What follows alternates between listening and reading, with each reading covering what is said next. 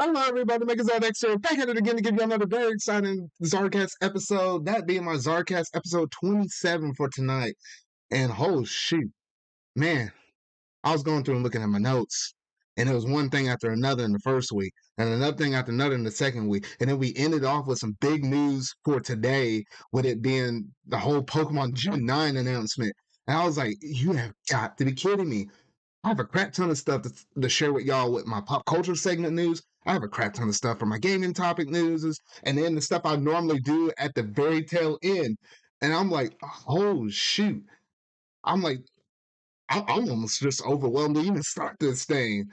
Like this is insane. This is absolutely insane, and I can't dilly dally any further in this because we just need to hit the ground running on all these topics, or I could be here me soloing this, mind you, for a good long time. I don't know. It might be good for the fact that if you just like hearing my voice and just hearing all my thoughts that just kind of scrambling and running on in the top of my mind or whatever. Though outside of that, oh shoot, we need to get going though. So without any further ado, let's go ahead and jump straight up into that pop culture segment.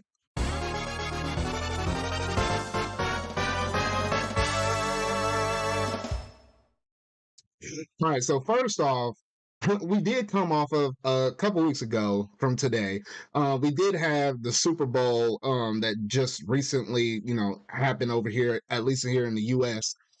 And honestly, the game was all right and whatnot, though. But for most people, it always comes down to the commercials and the halftime show. At least for the halftime show, it was really cool. It was a throwback. If you happen to like that music, or you grew up listening to that music like me, when you saw these Megaton stars up on the stage, that was a man, that was a delight to listen through and hear on it. And I feel like at least for the past few Super Bowls or whatever, though, I remember the Maroon 5. Well, no, Maroon 5 might have been way back, though. The Bruno Mars one, and I remember the Beyonce one, that was like 5 years ago or something like that. I don't know. I feel like most recently, most of the halftime shows we've been getting have been fairly good. And in terms of the commercials, the Doritos one kind of cracked me up. That one was pretty funny. I think that was the one that was kind of related with some animals and stuff. Like they took a bite of a Dorito and it was like, whoa. Like they had like a crazy reaction. I was like, what the actual heck? I was like, I don't know. But honestly, it was pretty fun watching that one. And I thought there was one other one. I'm trying to remember off the top of my head that was like a really good commercial. Dog, I'm trying to pull it up over here on the side because I was like, man, I'm gonna be beating myself up on the head if I can't remember what the second commercial one was. Because I think in terms of most commercials, those two were my personal favorites, and I didn't have anything else. I think beyond that. Let's see here. Yeah, Doritos and the Uber Eats one, because I think the Uber Eats one was weird because they were eating like some weird stuff or like some laundry detergent or something like that. Like this some nasty kitty litter. There was one part where the dudes were like eating kitty litter. I was like, what the heck? Anyway, look up those Super Bowl commercials because I think they exist somewhere out there on YouTube. The Uber Eats and Doritos one. If you're gonna look up any kind of commercials from the Super Bowl, look up those two. I think those were my absolute favorites.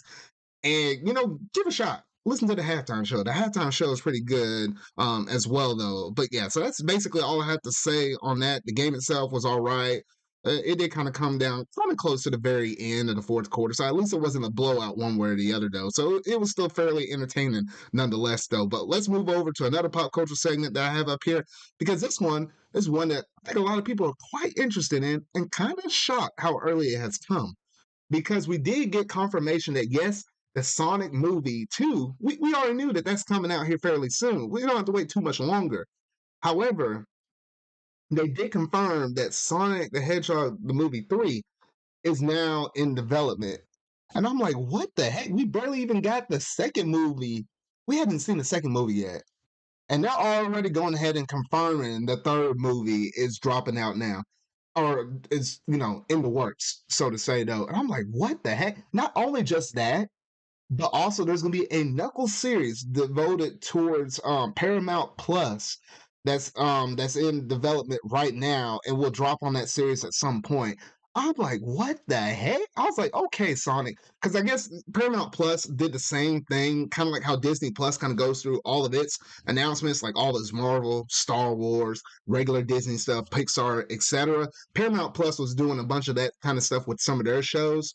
And I guess they wanted to confirm the third movie along with the Knuckles series for Paramount Plus. So that's interesting nonetheless though. I am looking forward to it. I don't. I want to see the Knuckles series, but I don't own Paramount Plus. Is that the thing that kind of reeled me over a Sonic related series that kind of reeled me into Paramount Plus? I don't know.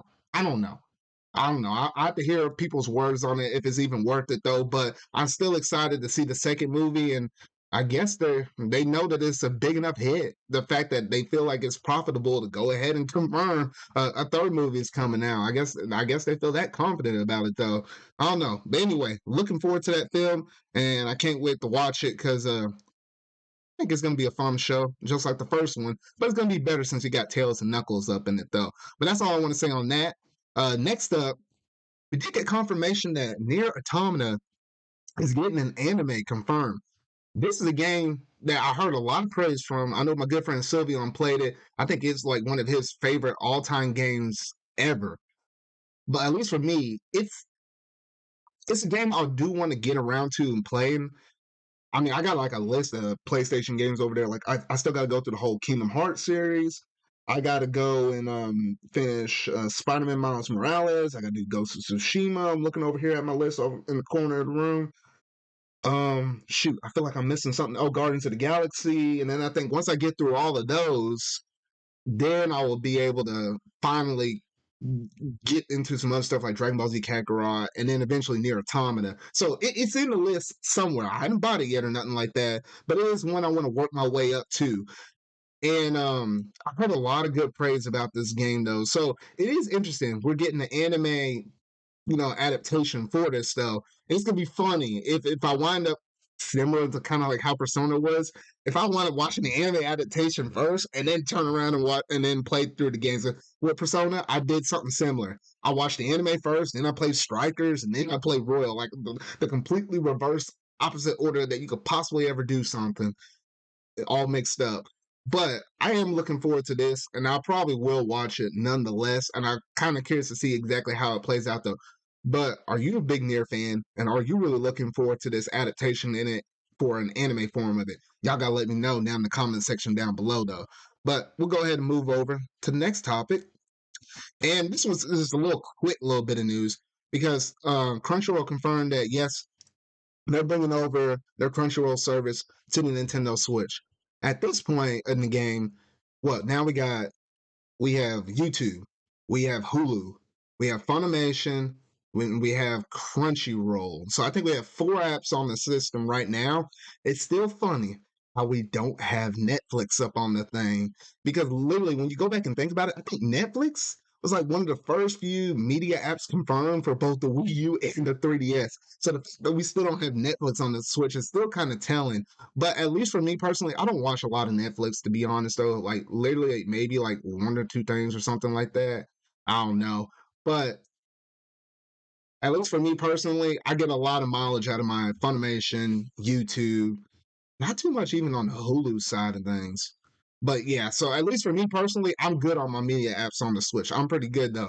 But for all y'all that are big, Netflix watchers and stuff, kind of feeling your pain a little bit though. But yes, if you have a Crunchyroll account, maybe you don't do Funimation, or maybe you like Crunchyroll and Funimation, you can watch some more anime on your Nintendo Switch now. And then lastly, one other thing I wanted to confirm, or one other thing I wanted to talk about in terms of our pop culture segment news is the Cuphead show is now officially live on Netflix. You might not be able to watch it on your Switch, but you might be able to watch it on like your PlayStation or Xbox or whatever, though. Laptops, phones, all that good stuff, though. Now, unfortunately, I still had not been able to watch a single episode of this series. It kind of snuck up on me. I remember them seeing it. I bookmarked it on Netflix saying, all right, I'm going to come over here and watch this. But then I'll watch a whole bunch of other anime and a whole bunch of other stuff, get tied up in some games and some other stuff like that. And still hadn't made my way back to watching this series. Maybe I'll watch it maybe sometime tonight.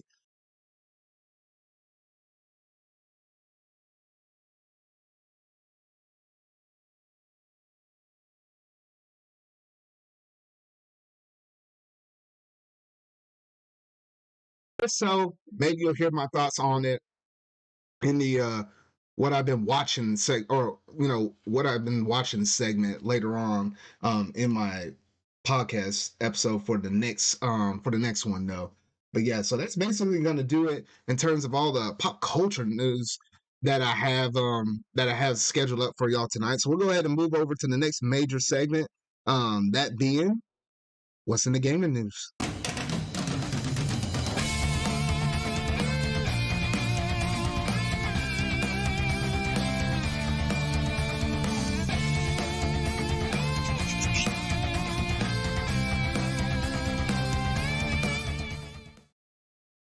All right, so right off the bat, this is kind of crazy, but it's really not super shocking. It's shocking, but not shocking. Kind of weird though.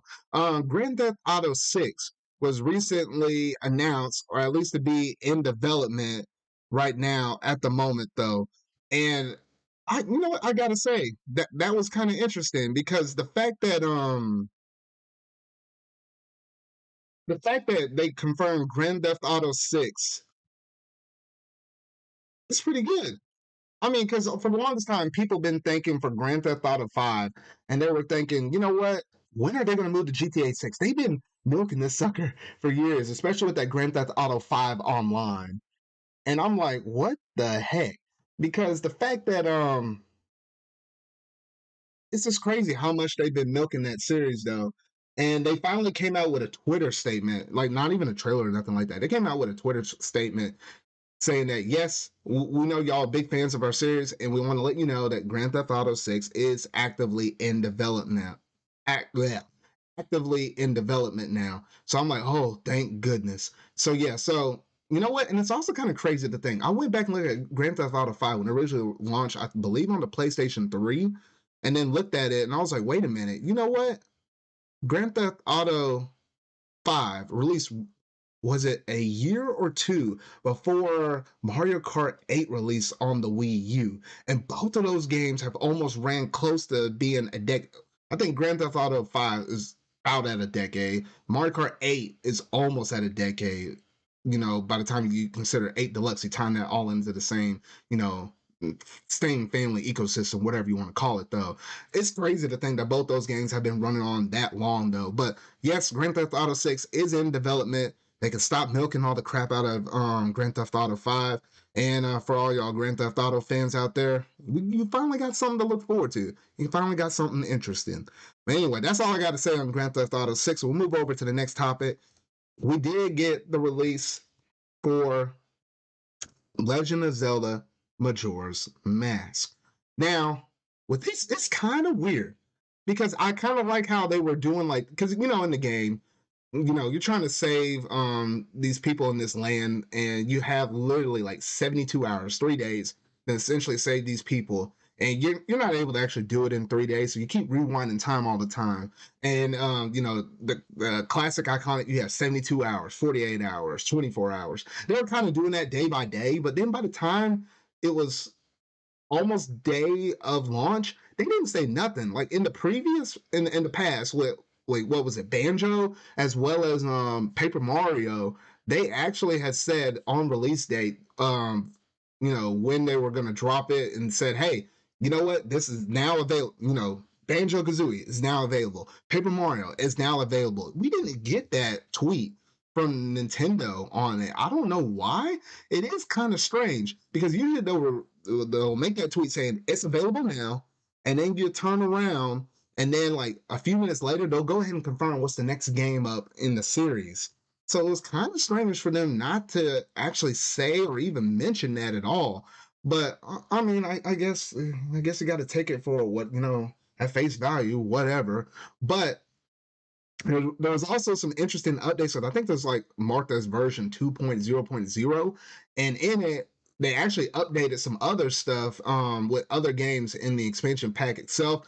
Iconically, in the Legend of Zelda Ocarina of Time, you know, at first there was like a water temple where like the water texture was kind of whack, and then there was no fog. They actually put the fog back up in there though, so now it looks very close and very similar to the, you know, the original version of the games.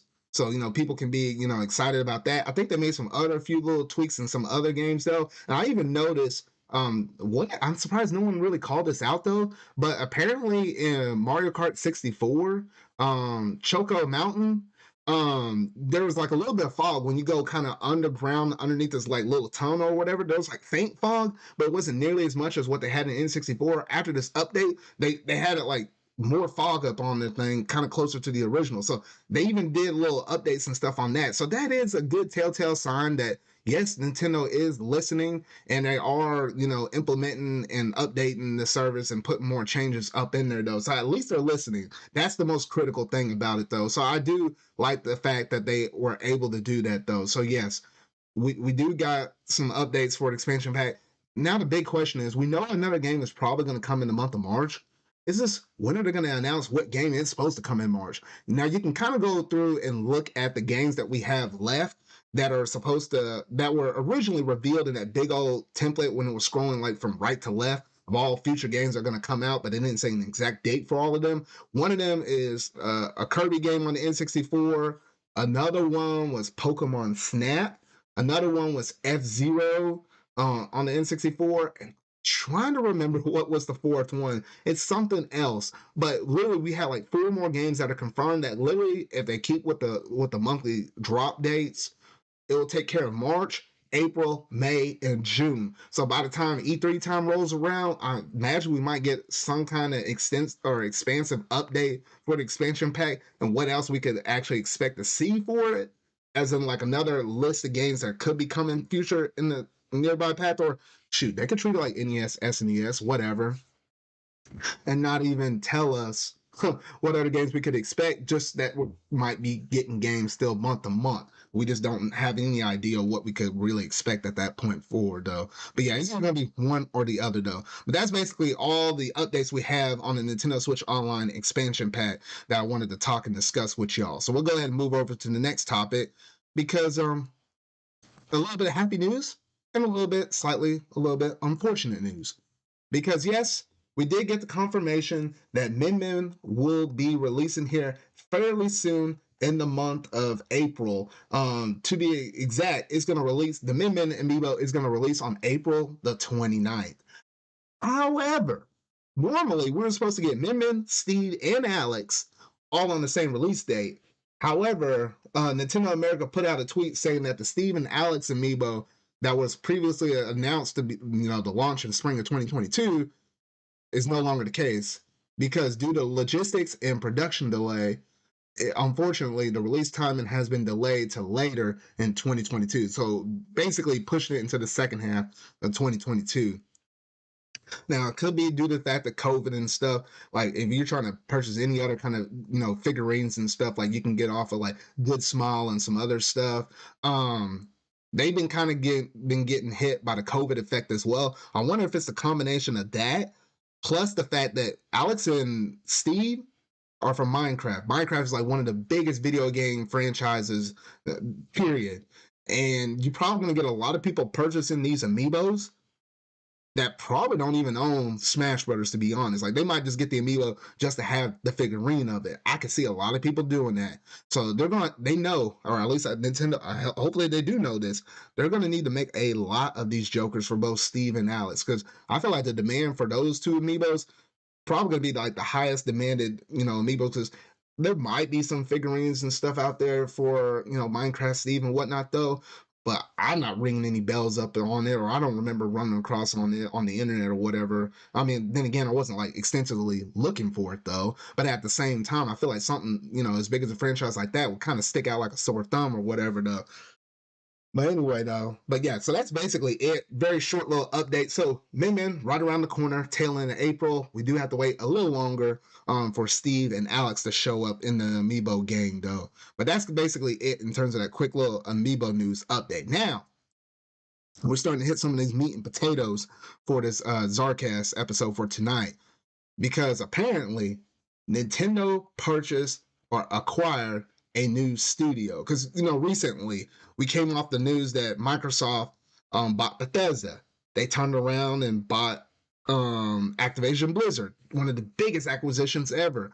Then we turned around and had Sony. Sony turned around and bought a studio that originally made the first Halo game for Xbox and them. And so yeah, so it seems like the acquisition wars have been kind of going on. Everybody's kind of wondering who can Nintendo acquire or whatever though. I really didn't think they were going to acquire too much of anybody though. However, they did turn around and acquire a studio that honestly was not expecting, nor could it probably never ever predict, because they actually acquire SRD. Now, some of y'all might be scratching your heads like, who is SRD?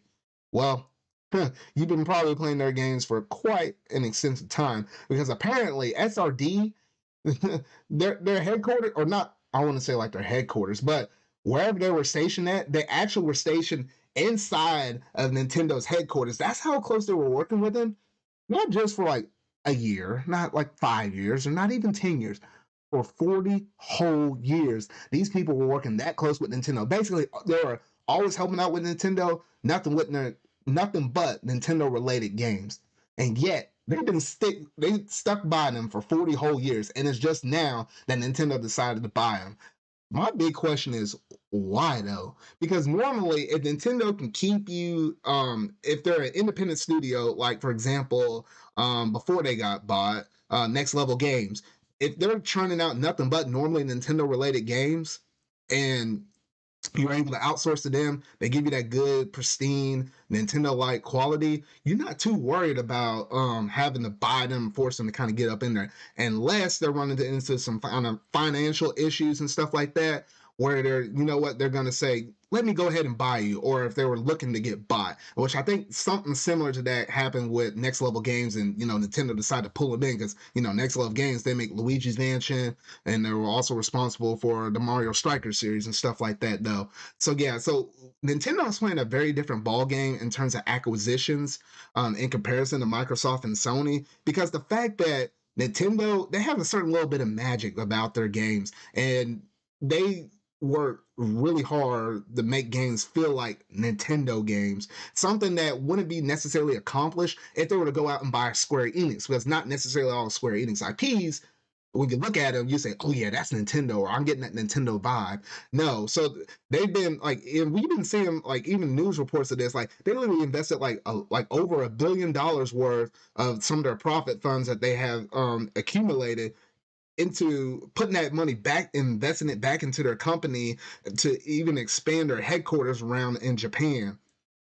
So Nintendo has a different mindset. They're like, we're going to do what we always been doing, but let's upgrade what we've been doing. Like that's the kind of mindset they have. And having this acquisition of SRD, people that been making Nintendo games for them or assisting in making Nintendo games for them for years upon years, that's a more smarter move for them, is just say, hey, let's make the connection even stronger. You know, let's turn that cement and add a little bit of water up in there, and let's turn y'all from cement to straight up concrete. Like, let's just get this glued and locked in. That's the kind of route that Nintendo seems to go with their acquisitions. Hence, when you look at Next Level Games, Next Level Games have been making a lot of games for them, and you know what? They acquired them way back before, I think, before Microsoft acquired Bethesda. So you kind of see stuff like that. It seems like Nintendo's kind of working like that in terms of kind of, you know, still being able to compete, but yet bolster what they have. And honestly, when you look at Nintendo's lineup for the whole year of 2022, I mean, Nintendo's definitely going in a whole different route, because 2022 is packed to the brim already. It is kind of sick and insane, the fact that how far they have come so far, in terms of everything they got slated out for this year though. So yeah, so I think that's pretty much the main gist of it though. A lot of people can kind of scratch their head like, why would they do this? I think some of the reasons I said prior, just before this, I think that's some of the reasons why, because just, you know, if you always had somebody that's already knows kind of how your Nintendo magic works, why not just, you know, lock it up, you know, take the key, lock it up, and just establish it. That way you can kind of still kind of play up to the competition of what Microsoft as well as Sony are doing with their consoles, because the competition is getting pretty stiff. So you got to find ways to still kind of boost yourself up to still be competitive with the other two boys out of the pack, out of the big three. But yeah, so that's basically all I have to say on the Nintendo acquisition of SRD. But if you think there's something else kind of going behind the scenes, maybe something else that nobody has really even thought about it, I'm kind of curious to hear your thoughts about it down in the comment section down below, or just at me on Twitter. I'm kind of curious to hear your thoughts though. But yeah, so we talked about quite a bit of stuff so far within the gaming news though. But I think I do have a sponsor segment that I need to go ahead and throw up here though. So let's go ahead and throw that up here.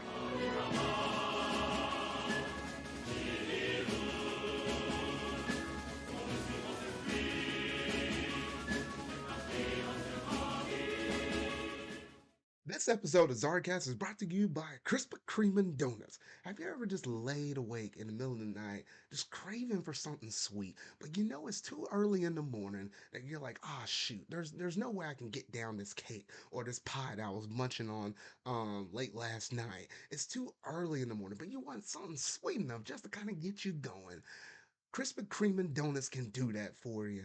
You know, you just go up to the drive-through and you drive through the sign and you know that sign when it has that red lit sign on the donut, you know it's hot and fresh. As them donuts are going through the thing and you know they're getting printed and they got the holes up in there and then they're just oozing all that icing up on there. Oh man, you can almost smell it from like a mile away. And when you make your way on down there, oh man, it's just gonna smell so good, man. Man, I can't tell you how many times I went by Krispy Kreme donuts to get myself some good quality donuts to try to get my day going. Because there's nothing just right than just having one of them Krispy Kreme donuts that kickstart off your day. I mean, literally, your productivity will go up, your mood will go up. Man, you give one of those things and slide it on over to your boss. I guarantee you, your project is gonna go well. And if you had any budgets or deadlines and stuff like that, that's out the window because this Krispy Kreme donuts can sing you to the next level. You know, not all the way up to heaven. If it were that easy, we'll have like a whole bunch of people up there.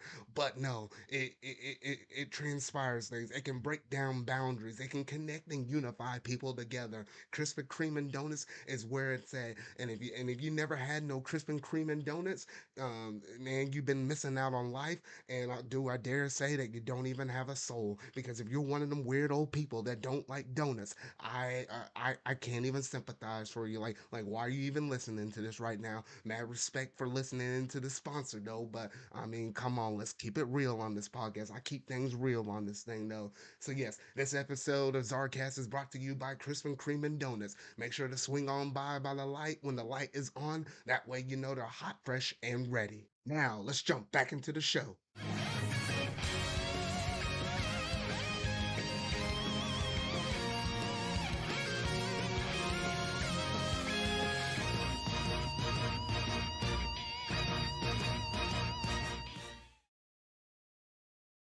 All right. So next up on the docket, we did get the announcement of Street Fighter 6 coming this year.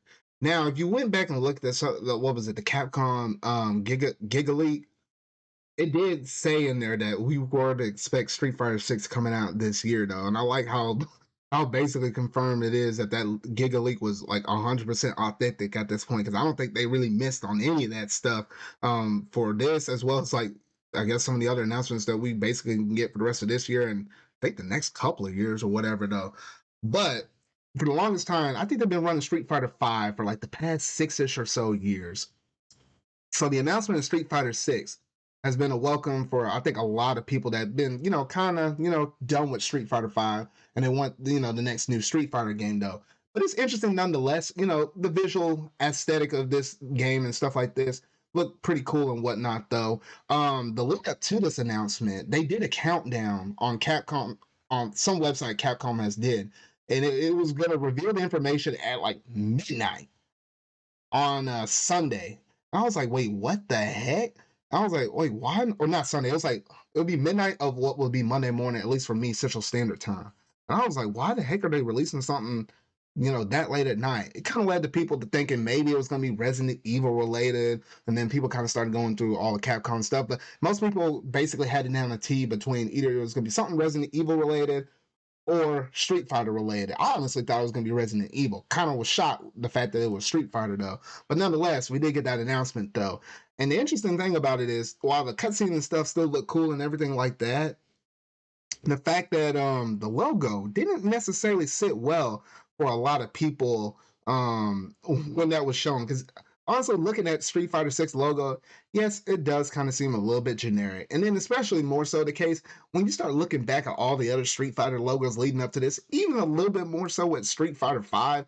I mean, Street Fighter 5 wasn't nothing like super crazy, but it still has some visual flair, a little pop and color, compared to Street Fighter 6, which kind of looks like a generic ish kind of logo that you can just slap up on a PowerPoint slide for like Evo and stuff, because you know Street Fighter is a heavy competitive game, so it is kind of a user friendly logo for competitive standpoint. But I mean, yeah, it could be something a little more desirable in terms of that logo though. So I kind of hope that Capcom kind of heard the feedback of a lot of different people, because the game's supposed to come out some point this year. I don't know when it's going to drop. I'm thinking maybe in the fall. I wouldn't think too late in the holiday, but I think like kind of get a little bit ahead of the holiday by like a month or two. And I think that's when Street Fighter 6 might potentially drop though. But hopefully, if they were to change one little thing, maybe change that logo up. But honestly, from a CGI trailer, we don't know exactly how the game mechanics and all that stuff is going to play out or whatever though. That feel of Street Fighter 6 though, until we actually get our hands up on it though. But yeah, so a little bit of interesting stuff though. But I'm kind of glad they revealed that though. However, that wasn't the only thing Capcom revealed, because they also mentioned that, and that Street Fighter 6 is coming out to, it basically come out to PlayStation. Well, no. I don't even think they actually said which consoles they were coming out to. Golly, I'm about to mix that up with something else though. No, we don't know, because originally, remember, not PlayStation, Street Fighter 5 was only released on PlayStation systems. So they kind of got that exclusivity for it though. Could this go more multi-plat and be PlayStation and Xbox? We'll have to see. If one of them is like writing out a big check over there and say, hey, come back over here to PlayStation or something like that. I don't know. Now, as for the other thing, Capcom did announce another game coming out as well, called the Capcom Fighting Collection. This is going to be releasing on June the 24th, and it's going to be bundled in with it's going to have 10 different games bundled up in it. It's going to have Darkstalkers, which is something I think that Sonic U has been fairly hyped about. Night Warriors, Vampire Hunter 2, Red Earth, Street Fighter 2 the anniversary, or Hyper Street Fighter 2 the anniversary edition, Vampire Savior 2, Vampire Savior 1, Gem Fighter, Cyberbots, as well as Super Puzzle Fighter 2 Turbo. What the heck kind of name is this? Super Puzzle Fighter 2 Turbo. Okay, interesting name right there though. But it's nice to see a whole bunch of classics be brought over. And yes, they did confirm that it is going to be working with online play with rollback netcode.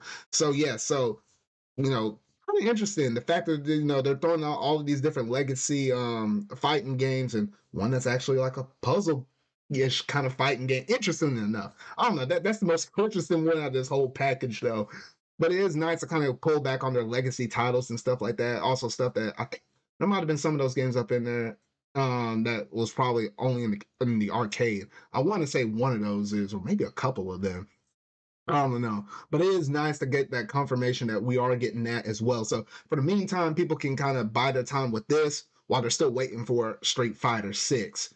And so yeah, so you have that to look forward to. In terms of the consoles it's coming to, obviously it's basically multi-plat, and it's basically coming to everything though. Now they did also announce that I think there is going to be a physical version for PS4, Xbox One, and Switch if you want to get your hands up on it. And I think there's a digital collection where they'll throw this and one of the anniversary Street Fighter games in there for like a big package for $60.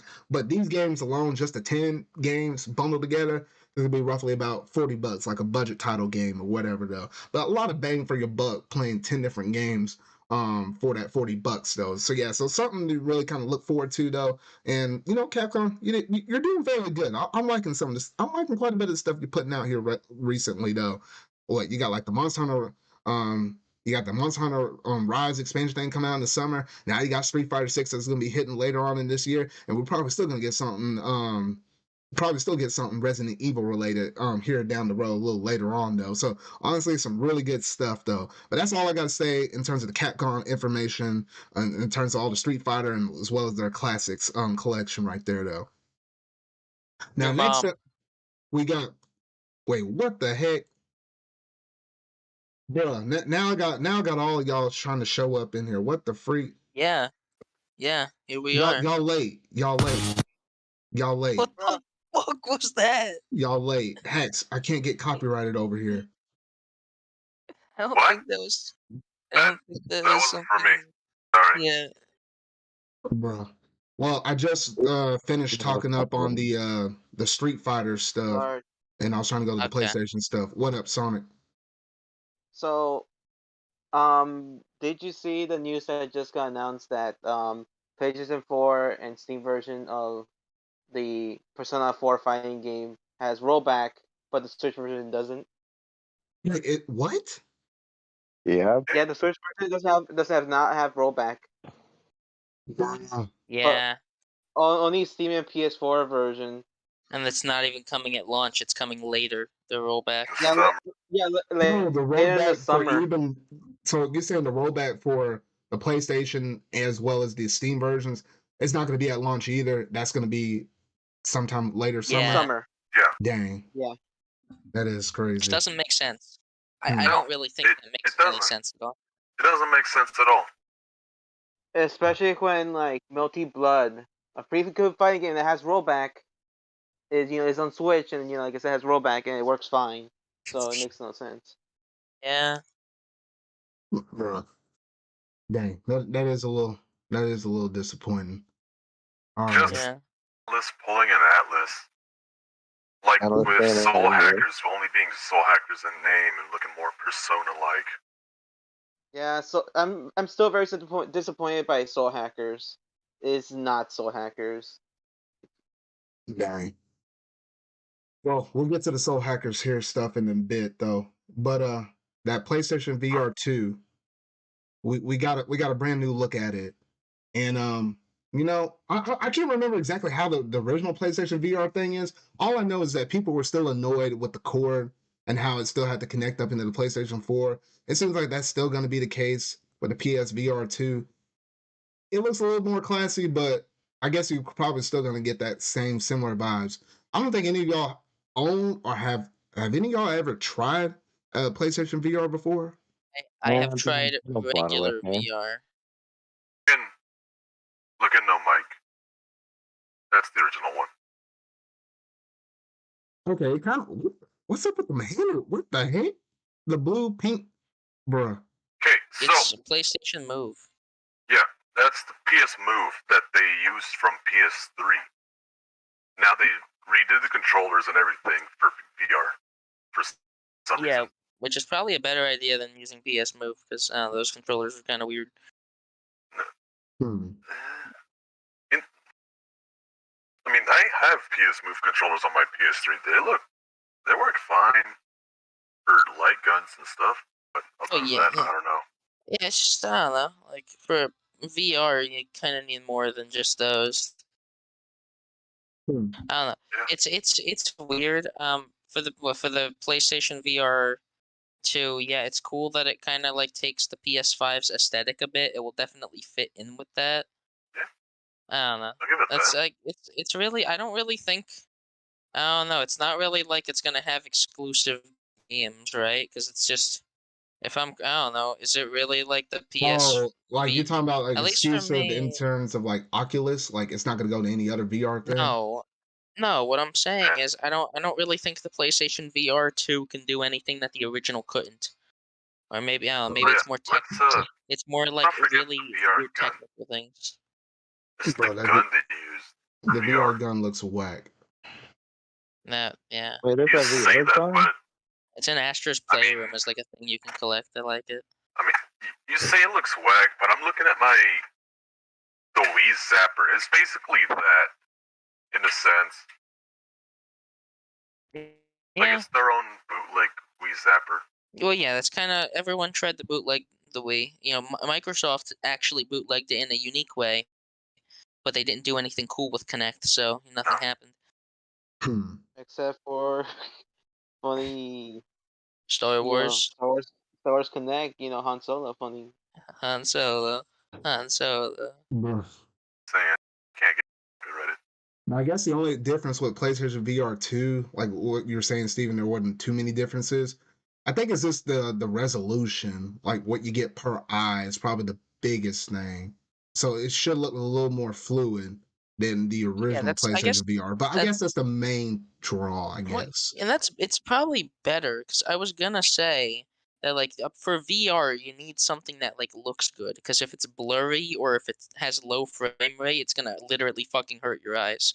That's why VR hurts people's eyes because it's not really always done well. Like I'm pretty sure that like VR version of Breath of the Wild is awful for your eyes because the Switch has such a low resolution in handheld. Oh yeah, it probably does. I I'm looking remember. at. I think I kind of dabble with it a little bit. Like I had an off brand. I can't even remember what the brand it was, but one of the ones where you can stick your phone up in there. I did it in such a way where I rubber band the Switch without its Joy Cons. I rubber band it to the little thing to where it fit just right, just so I can kind of experience the VR with Breath of the Wild, and then also what was the other one? The other one being Mario Odyssey because I did those like those little few levels they had up in there though. So I was like, okay, that's like my only little bit of like VR experience. Will I get the PlayStation VR 2? Most likely, maybe not. I don't know. Unless I just had a surplus of money and just wanted to burn it somehow. I don't know. Your tax return. Yeah, like that or something like I that. can think of better things to burn your money on than But VR. Yeah. but yeah, kind of like what Haxx said though. But I think Can you that's say? Like, oh, so for example, buying me a PS5. No. Well, can't say it and try. I'm buying you a blanket because you're poor. Bro, What? that's messed Bro. up. I already have a bunch of these. I even have one that I was given on Christmas, and I still haven't unrolled it from the plastic hook thing. Bro. Stop. Oh gosh. Well, I guess that basically does it for the PlayStation VR 2 talks with that though. So we'll go ahead and move over to the next one because like what Sonic was mentioned or alluding to earlier though, we did get Atlus. And bruh, I'm looking at the clock right now. It is 9:45 Central Standard Time, February the 27th. In Japan, it is February the 28th. And they still have not announced, unless I just, during the show they announced it, and I hadn't looked on Twitter. They still hadn't even announced like what was supposed to be announced for like the Persona 25th anniversary though. But I digress. We got a different game to talk about because they released this like a few days or announced this game a few days ago. That being Soul Hackers 2. And I was looking at this, I was like, you know what? This game looks fairly interesting. It kind of looks like something kind of up in my alley.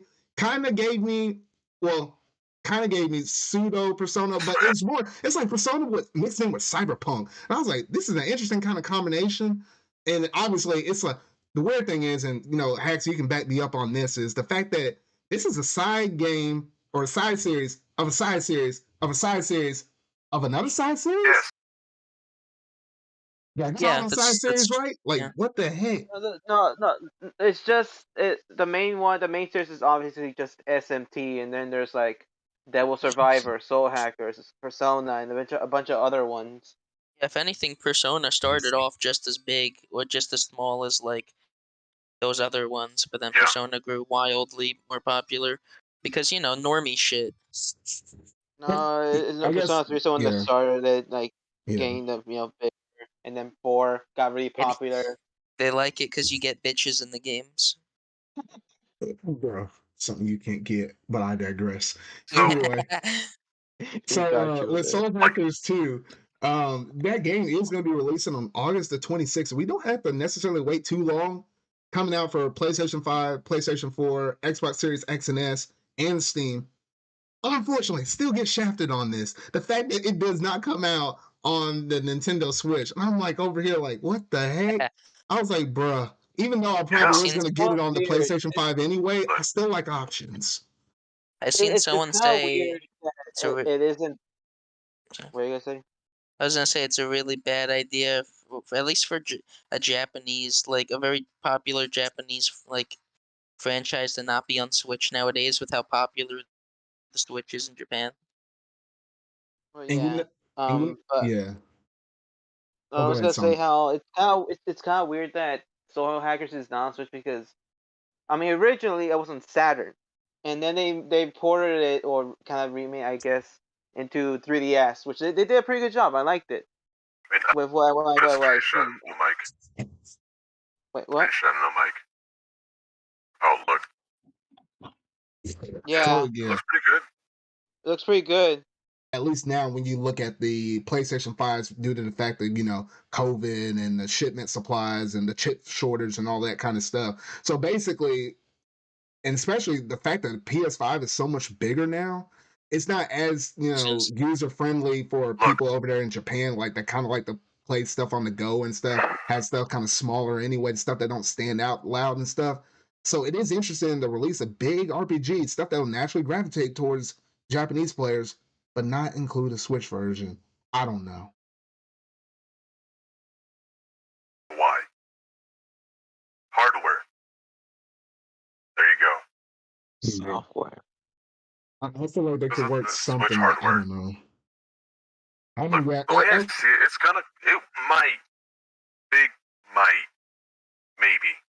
Probably not. Go to Switch, but later down the line, once they rework it with the hardware, but I kind of doubt it. I mean, I feel like a lot of games kind of get that treatment. Like they get released on PlayStation, Xbox consoles first. They make their money. They use a bit of that money to basically make the downwater ish kind of port, and then put it on Switch. And then they put that at $60. And then sometimes the thing whatever they put on Switch actually sells better than whatever they originally launched at launch. But it kind of gets some people to double dip, and then it also taps into a whole nother marketplace. I guess they kind of see some, business tactic where that kind of works, but just as the consumer is just kind of whack. I don't know. I think it could be well on Switch, honestly. Like, it'll do numbers, but as opposed to the other hardware, I don't know. Yeah, but at They least have to rework a lot into it. yeah, because at least with the PlayStation, I guess they're really banking on all the people that own PS4s because it is coming to there. Because you wouldn't be banking on making a crap ton of sales with PS5s only. But yeah, I am looking forward to this game. It depends on how many games are which there's a crap ton of games already coming out for Switch in 2022 as it is already. But it is a game I'll keep my eye out on. And I probably will pick this up at some point. I just don't know when, but I am planning on trying to pick this up as long as more information, news that we get up on this series.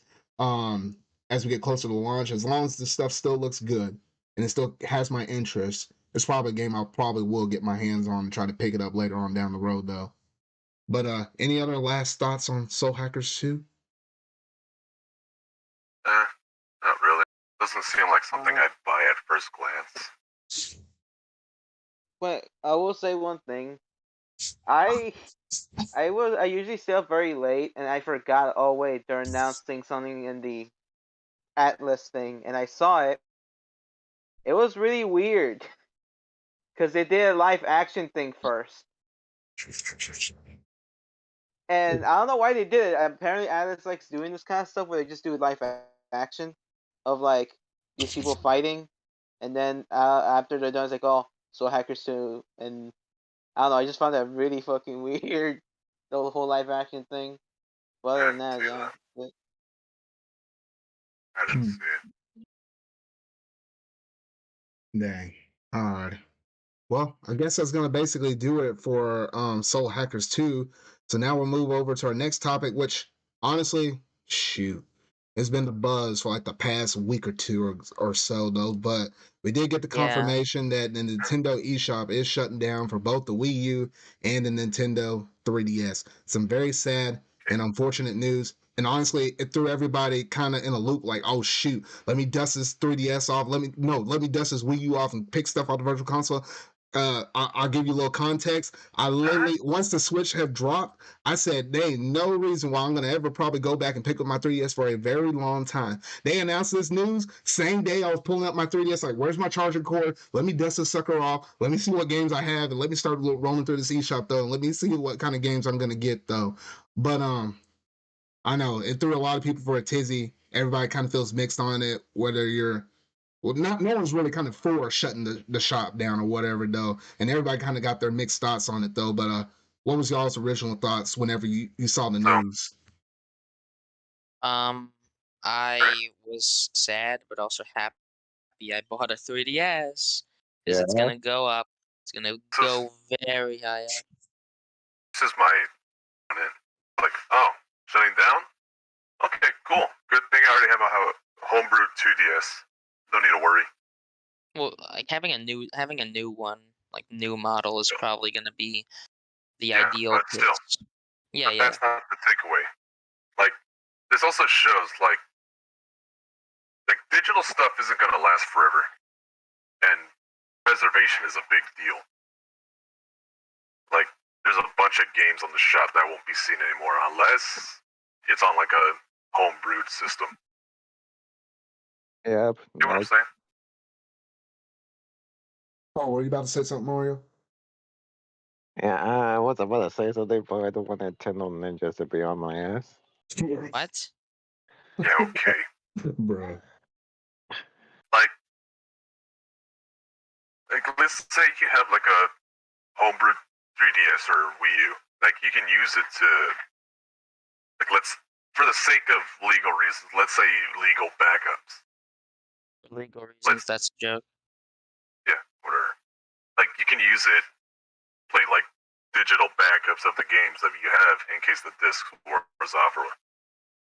But in this case, like, there's people already doing all this stuff that we use in 3DSs just to get their games running, especially the ones that won't be seen anymore or purchasable legally, thanks to the shop closing. There's a lot of games that are gonna be literally just lost forever, and a lot of 3DS. Well, like, yeah, there's gonna be a lot. Like I was gonna say, I've been recently playing Nintendo Badge Arcade, and once eShop closes, you can no longer buy plays for that game, and the game itself is probably just gonna shut down in general. You're no longer gonna be able to buy themes for your 3DS. That's another big one. Well, all of this is legally. You legally can't buy themes anymore. You legally won't be able to buy games anymore. And I'm pretty sure the only way to back up your games is by just like putting them on an SD card, I guess. Because the SD card will save your digital games on there, but that's okay because it's Nintendo approved. But keeping ROMs isn't, which doesn't make sense to me. Yeah, because I mean, shoot, it got me feeling mixed. And at least for me personally, I like supporting the game developers, the people that work hard to kind of give us this entertainment and stuff, things that we kind of go through and play every day, though. And it just kind of sucks that the infrastructure for digital games, like we've seen it already. We've seen shop closures done a couple of times, both from Nintendo and Sony side. Nintendo, when they shut down the Wii Virtual Console there, as well as or the Wii Shop in general, as well as shutting down the DSiWare. However, the DSiWare kind of lived on to the 3DS, and then and also on the PlayStation side, we were seeing them about to shut down the PS3, the PS Vita, and the PSP. However, a lot of people, at least on that side, a lot of backlash got hit with Sony, and they kind of took a different stance. It's like, all right, you know what? We'll twist some things. We're still shutting down the PSP, give you a little bit longer, but I think now officially the PSP one's dead. And then the PS Vita and 3, they decided to keep up longer. The 3 and Vita are No, I still thought up, it was but the PSP one, they shut down completely. Let me check that. I'm pretty sure it was the PSP and the 3 that were kept out open. No, it's the Vita. The Vita was newer than the PSP. That's why the PSP went down. Yeah. And the PSP, you can still get PSP games on the Vita. PSP store closed on July 2nd, 2021.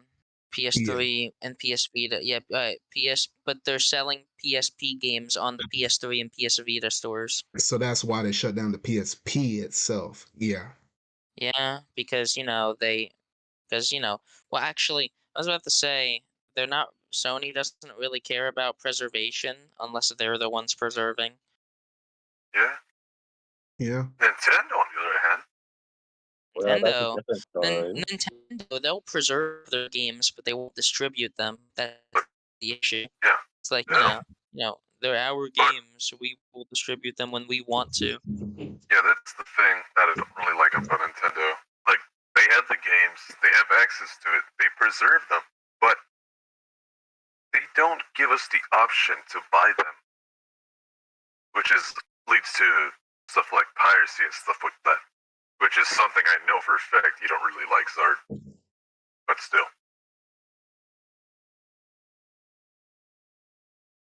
Like, if they sold the games more, you wouldn't be seeing this issue. Yeah. Yeah, I kind of wish that they did sell the like- game to us. But what were you saying, Steven? I'm sorry, I was gonna say it's like that one Gabe Newell quote: "If you provide a way for people to buy the game, they won't pirate it." Yeah. Or at least a lot less people will pirate. Of course, there's people that just don't have money, but the people that would have bought the game will buy it. Like, look at, imagine all those Zelda. Like, think about it, Zard. What do you think Zelda fans would have done if they never released any of the Zelda games? You think they would have just waited to play their favorite Zelda games until Nintendo decided to release them? No. I mean, They would have went and no. emulated them. Yeah, as long as they had the means And, or they knew how. like, There's all going think to be some about- people that necessarily probably won't because they don't know, or maybe they don't have the technology. But yeah, like what you said. Here's a good example. Pokemon. Oh, not Pokemon. Why do I keep talking about Pokemon? Zelda Majora's Mask. People, emulated. Even when the 3DS version of Majora's Mask came out, they emulated it because or like they got it on Wii U because there was a better way to play it that Nintendo wasn't distributing. While Ocarina of Time is the definitive. Ocarina of Time 3D is the best way to play that game. It's literally just the best way to play Ocarina of Time. I don't care. Yeah, and it is kind of unfortunate. Most people agree Okay. on that. Yeah, most people agree that Ocarina of Time is the best way to play that game. So people play it through there. And that's and I'm pretty sure, and even Skyward Sword HD, I was considering getting because I heard that they fixed some issues with the game. It's the best version of Skyward Sword. Zelda remasters make sure they don't really take away that much from the original. I don't think there's a single Zelda remaster that ruined the game that they were remastering. Except for, you could make a case for Majora's Mask, but I would say that one was, I don't know, I'd say Majora's Mask 3D isn't even really that bad. I would just say that, I don't know why they changed the stuff that was perfectly fine. Besides Majora's Mask, which was already a weird game, all the other Zelda games just need minor tweaking, and they're still good to this day. Okay, I think you kind of drifted a bit from the topic. Yeah, just a little bit, Steven. Just a little bit. I'm just saying, if they make good versions of the games or they re-release the games with no problems attached, people will buy them. Yeah. No, just re-releasing the game in general or porting it. Yeah. Give us options to buy the game. Yeah, Nintendo doesn't do that. They release 3D All-Stars and put an artificial timer on it. Bro. Now, I will say this in terms of the digital games. The thing that really kicks me is those digital only games. Those are the ones that sting to me, along with DLC, because back with the Wii and stuff, we didn't really worry about DLC really. Now we're worried about DLC also being lost in the void. A prime example of that is Fire Emblem Fates. There's gonna be a whole nother third branch, Revelation, that was basically DLC only. Unless you're like Sonic Q, who has the cartridge, and I'm still kind of salty about that. That value is like $300. Unless you're gonna be one of those kind of people that get one of those kind of cartridges, DLC like that, it's just gonna be completely lost in the void. I have a that question. kind of stuff there. Ugh. Do you think it's fair that somebody would have to pay $300 to play that Absolutely after the eShop not. No. down? Or so would you think it? So do you think they should pirate it if they shouldn't? If they don't have to pay do you rather they pay $300 to experience it, or emulate it or just download the fucking ROM. I mean, honestly, I don't that like the thought of piracy, but at the same point, I don't blame that person for having to go out of their way to try to get it, because if there's no other official ways to play something like that, I don't blame Nintendo them. lost the sale. It's just, yeah. They, it's just the whole competition argument. Like, Nintendo is losing to the fucking ROM sites. And that's the thing. People always talk about, I don't know. Just keep... Here's the thing. Yeah. Like, even then, to your argument, like that $300 cartridge, Nintendo isn't getting that money either way. Yeah, the resellers. It goes to the seller. Which, yeah, that's a good point. If you are pirating a game, like if you're pirating a game that not only needs the sales but also is being still distributed, I don't know. Like, you remember when it was like Kotaku that made an article, Metroid Dread is running great on emulators before the game even came out. Like, why? What's the point? Look, like, even then, like, as somebody who openly admits that he pirates stuff here and there for emulation, I don't really care. Get me whatever, Nintendo. Whatever. Give me a game. Just don't grab my neck. Just don't grab my neck, man. I'm doing good over here. I'm doing good. All right, go on. Okay. None of these guys are associated with this, but whatever. But, like, even me, like, says that that's a pretty shitty move to do. Don't pirate a game that's accessible to buy. Like anything on Steam. Yeah. Like Steam, for example. Unless there's one argument for that, though. What, the Nuvo? No, not that. Okay. Maybe. Like, let's say you want to see if it works on your system, your PC or whatnot, so you pirate it, play like an hour or so, maybe two, and then actually buy the game. I don't know.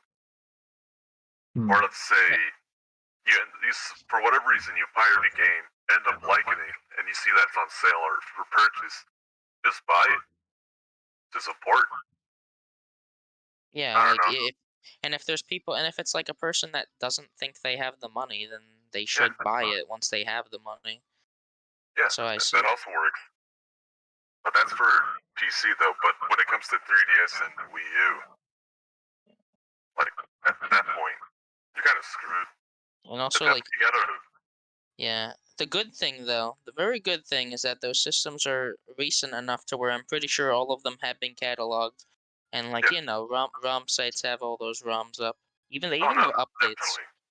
Definitely. Well, not all the updates for games, but they have most of the important updates for games on those. Definitely. I'm pretty sure by the time the eShop closes, the sites would have most of the shop. Like, it's funny, Nintendo fans care about preservation, but Nintendo doesn't.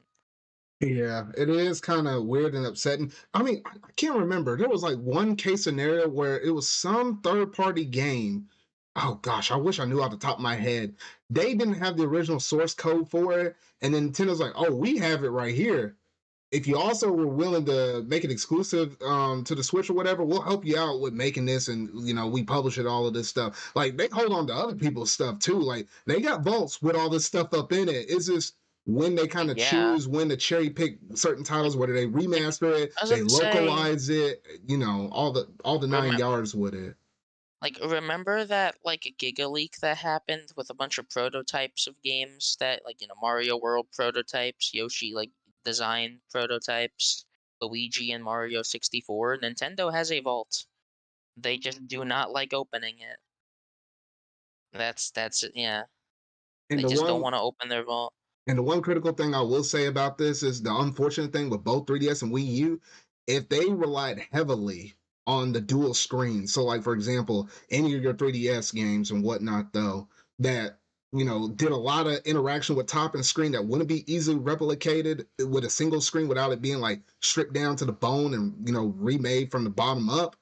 It's even harder for those games to be brought over, because like a lot of people say, well, just dump this stuff up on the Switch. Well, I'm trying to think of some random kind of game. People say DS Virtual Console. That wouldn't work for. It wouldn't work. DS or 3DS. Literally, Wii U. Well, yeah, I don't know, they could have done it on Wii U, but like I don't. The whole DS? thing about No, they have. They have. Yeah, oh with yeah, I Wii know, U, I you know. can play certain DS games Yes. like the Mario. No, like Pokemon Ranger. Like, that was a DS game. No, you can play that on the Wii U through the Virtual Console. That system, it worked. But you can't Oh necessarily wait. replicate that, at least easily, on the Switch. Yeah. So that's the thing that really kicks. I think literally like yeah, they'd have to release some like bullshit accessory for it. They'd have to release. I know this sounds stupid. They would have like I've already said this in the past that the only way to bring back DS games would just be to reprint the damn DS. They'd have to make the system itself again, and then like have it preloaded with games like a DS Classic thing. Like that's the only way that any of those DS games will ever be re-released, and then they'll be like, oh, it actually also supports cartridges. That's what like that's what Switch, some of those yeah. that's what some of those bootleg not bootleg, but some of those cheap ass like consoles do, like the Sega Genesis consoles that support Sega cartridges. You'd have to do that or Same literally goes with come the up with a Wii U gamepad, but for the Switch. Wait, what were you about to say, Haxx? I mean, to go off what Steven says, there's even like bootleg Game Boy Colors that use the actual cartridge slot. Bruh. I'm not joking. You look it up. Dang. There's that one there's Analog Pocket that was just released that lets you put your Game Boy cartridges in. Yeah, Game Boy Color, and even Game Gear, if I remember right. Game Boy Advance. Oh, no, that you can just emulate on there, but Game Boy Advance can also go in there. I mean, so that's why machines like those are made, because Nintendo doesn't release the damn games. They wouldn't be making little replica Game Boys if they released the shit. Yeah, so some bit of unfortunate stuff though. And they did make me go through, because the fact that they are shutting down these things, they literally got me to buy another Wii U, because that way there won't be no conflicts with my family. Say, hey, y'all can keep one, I can keep the other one, I can do whatever I want on mine. And then I literally went out and bought another new Nintendo 3DS. Not another. It'll be my first new Nintendo 3DS, because I had the OG 3DS. And there's certain games on there, like some of the SNES games that you could download on there as virtual console, that you have to have the new version of the Nintendo 3DS for, or slash it just naturally runs better. It kind of boots up stuff a little faster and stuff like that though. And then also the bigger screen. So I was like, you know what? If stuff is about to get locked on one handheld, I better put it on the best handle I possibly can. Hopefully that 2DS XL comes in tomorrow, because due to this dumb weather and stuff, it iced over really bad over here. Like our streets were just like completely iced over. Like it was nothing but sleet, and literally you could walk out. It was just like a solid sheet of ice outside on the street. Anyway, that delayed my stuff from getting here though, so hopefully it shows up tomorrow. And probably most annoying ones, the imminent downfall of Pokemon Bank, completely cutting off transfer from Gen 5 to Gen 6. Like after, because here's the thing. Gen 3 all the way up to Gen 5 is completely offline. That will stay forever, as long as you have those systems. If you have two DSs and one of them can hold GBA, then you'll always be able to transfer from Gen 3 to Gen 5. The issue is that Gen 5 onward, you needed to use Pokemon Bank to get it to the next game, which was and people got unless Pokemon actually like does a rare W and saves the damn like thing, it's not gonna. I don't know. It's gonna die. I think their attempt of saving it was making bank free for a little while. Well, yeah, but it's not saving it per se. Like, let's be honest. Anyone that really, well, I was about to say anyone who's gonna like go back and go get bank probably has $5 to transfer their stuff. Yeah. Like it's five. I don't know. Yeah, it's only $5, but even then, like I'm pretty sure they're doing that so everybody else can do it. But even then, that's still not enough time. Yeah, it is a bit unfortunate though. Yeah, so I've been going through getting my list. I've been trying to go through and pick up a few games. I literally bought Xenoblade Chronicles X, because I know with that game in particular, there's a patch on the Wii U, that actually makes and runs the game a little better. So I was like, wait a minute, if I ever had plans, and I have gut feeling, I don't think this is going to get ported over to the Switch, or at least any Nintendo console for the It won't. foreseeable future for a good chunk of It time. won't. I remember some interviews and stuff how they were having some issues with it though. So I was like, you know what, I best to go ahead and get it now. That way I can get my stuff, all my ducks in the line though. But yeah, so I think that's pretty much it for the Nintendo eShop stuff. Keep an eye out. Oh, go ahead, one more. Or what you got to say, Haxx? One quick comment, seeing how you said you got a new 2DS and Wii U. Uh-huh. And this goes to anybody else who's probably listening in. I highly encourage you homebrew it. Yep, like I did. Like Zard, I'll say Zard. Even if you're not gonna pirate games, you should still mod the damn thing just in case. Because here's the thing, Zard. Once you like set up everything on it, you can't just. I'm pretty sure, Haxx. Tell me if I'm wrong. You can't just mod it. Can you mod it like after use, or do you have to do it when you're setting up the thing? Sorry, what? Can you like mod? Can you like use your DS for a couple years and then decide to mod it, or do you have to reset the whole thing? You don't have to reset. I've never reset mine. But yeah, I'll say Zard. Like eventually, modding it will be a good idea. I'd say just do it from the bat so you can understand how modding works. There's a lot of cool stuff on there. If I ever did it, it will only be to get a game that I could not get anywhere else. Like for example, the digital only games. Like if I ever figure out, why I'm saying that I recommend and I probably will only do that with my OG 3DS. I wouldn't probably do it with my 2DS XL. I don't know. Well, I was about to say, Zard, there's a lot of cool mods that don't even like. They're not even pirating stuff. Like, have you seen the Mario Karts? Have you seen the Mario Kart 7 custom tracks? People have added like over like 70 tracks to Mario Kart 7, and you can play online. You just need to have like it just patches Mario Kart 7. Like there's a lot of there's like a lot of cool stuff you can do with modding that isn't like illegal. Like modding, at least not over here. Not over here. In Japan it is, but like over here it's not like illegal to mod a system. It's illegal to do anything. It's illegal to do anything that involves piracy, though. Yeah, the piracy part is the illegal part.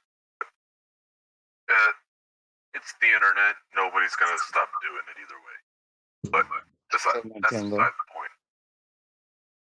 But I really do recommend homebrewing your systems. It also lets you make custom themes, Zard. You can make like a cool custom theme of like anything. Honestly, you can make a Megazard custom theme. Have you thought about that? Yeah. No, I hadn't thought about that. But look, that's besides the point. Like after the shop closes, I would recommend having a modded system. Yeah, I would as well. Yeah, so I guess that's basically, most of our thoughts on the Nintendo eShop stuff. You probably hear about us talking about maybe a little bit more as we get closer to those 3 critical dates, when they stop taking payments in certain forms, and as we get closer to March of 2023, when they eventually shut it down, though. But keep an eye out on my channel, because I am going to be dropping a Nintendo eShop related video, just kind of reminiscing on all my thoughts on the Wii U and 3DS, going over my collections and stuff like that. That will be dropping on the channel on Friday, so you can kind of keep an eye out on that. Can I say one more thing for anyone watching this? You can, even after they stop letting you put payment on, there will be one way to get some digital games, and that's download codes through select retailers. Yeah, like any games that sold digital codes will still be available. Like most first-party 3DS games, all the Pokemons, all those, you'll be able to go on Amazon and buy a digital code of it for $40. But the best way of doing it is linking your wallets between your Nintendo Network ID to your actual Nintendo account that's associated with the Switch. When you have all that stuff linked, if you were to keep putting eShop codes through the Switch method, it gets your shared wallet will get shared to your 3DS and Wii U. That way you can still technically work? Yeah, that's for sure. Yeah, that's for sure. That's how it works. So you can still keep adding stuff well beyond when there's no way to actually physically put stuff on the 3DS all the way until March of 2023. So you can still make last minute decisions. But that only benefits people that own a Switch. If you don't own a Switch and you only own the Wii U and 3DS, your time limit is shorter than that. There's there's a lot of small games that are gonna just be lost forever unless Nintendo releases them. The Pushmo games, for example, the 3 Pushmo games, That a Game Freak game called Harmonite, which was pretty good. at that point it just falls on the devs of the game. Wait, what? It falls on the devs of the game if that's lost forever or not. Yeah, I'm very sad about 3DS Eshop closing. It's gonna be the end of an era for Nintendo, like an era that they kind of struggled with, but they also created some of their best, well, They some of their bounce like, back real yes, hard. honestly, some of their best games. Like, you had 3DS and Wii U had a great library. That's why I was about to say that's why the system is still that's why the Switch is still being carried by its games in a way. Yeah. Like, Yeah. people don't think of it, but Breath of the Wild, it was a Wii U game. Like, It's one of the still is, most, technically. yeah, well, yeah, but like, it was repurposed as a Switch launch title, but it will always be known as a Wii U game that was also released on Switch. Yeah. Well, anyway, I guess that's So, basically gonna do it for the Nintendo eShop stuff. So, some fond memories and stuff. This won't be the last that we'll probably ever talk about on our ZardCast stuff. We'll continue talking about it as we get closer to those dates, though. But at least for now, I think we share most of our thoughts, though. But oh shoot! Now another topic, another hot topic that literally dropped out today, and I shit. was like, "What the heck?" I was like, "Game Freak." I wasn't ready for this. I wasn't ready for this. But we did get the reveal that well, it is Pokemon Day, so happy Pokemon Day to all y'all out there. The build up to the big announcement, they did give us a lot of updates on games that are already out there. They gave us updates on Pokemon Go, they gave us updates on Pokemon Unite, Pokemon Cafe Mix. I almost forgot that thing was even a thing. And one other thing, I'm Yeah. just not thinking, oh, Pokemon Masters EX. So basically 2 pure mobile Well, games and then 2 games that were mobile/console games. And then I was like, okay, I was all expecting that and whatnot, though. But then they hit us with the Legends Arceus stuff, and I was like, oh, okay, now we're to the good stuff. And at the time, I was thinking we were going to get DLC, but we didn't get DLC. We just got a free update that actually launched on the Switch today. And that's I actually was kind about of to interesting. say, But what were you about to say, Steven? I was about to say, after that free update, I guarantee we're not getting any big expansion, especially with Gen 9 right around the corner now. We're not getting an expansion for Legends Arceus as people wanted. Yeah. Everyone was yeah. making these theories, like saying, "Oh yeah, the big reveal is going to be Legends Arceus DLC. Oh, an expansion's coming," and yeah, like that obviously could have happened. But the funny thing, last night I seen a leak. That I really didn't want to believe from this person that predicted everything about Legends Arceus, and they were like, "Oh, the DLC is just new quests," and yeah, that's what it was. Yeah, and I actually got to dabble with a little bit of that DLC already. And basically all it is it's just a bunch of quests. But thing that you kind of like a lot, Steven, is mass outbreaks. It's all about mass Yeah, no, outbreaks. I We're seen talking that. about, yeah, it's mass outbreaks. Like I literally I went to the very beginning of the thing. You start off in the fieldlands, right? And you talk to that one lady in the Diamond Clan. You talk to her.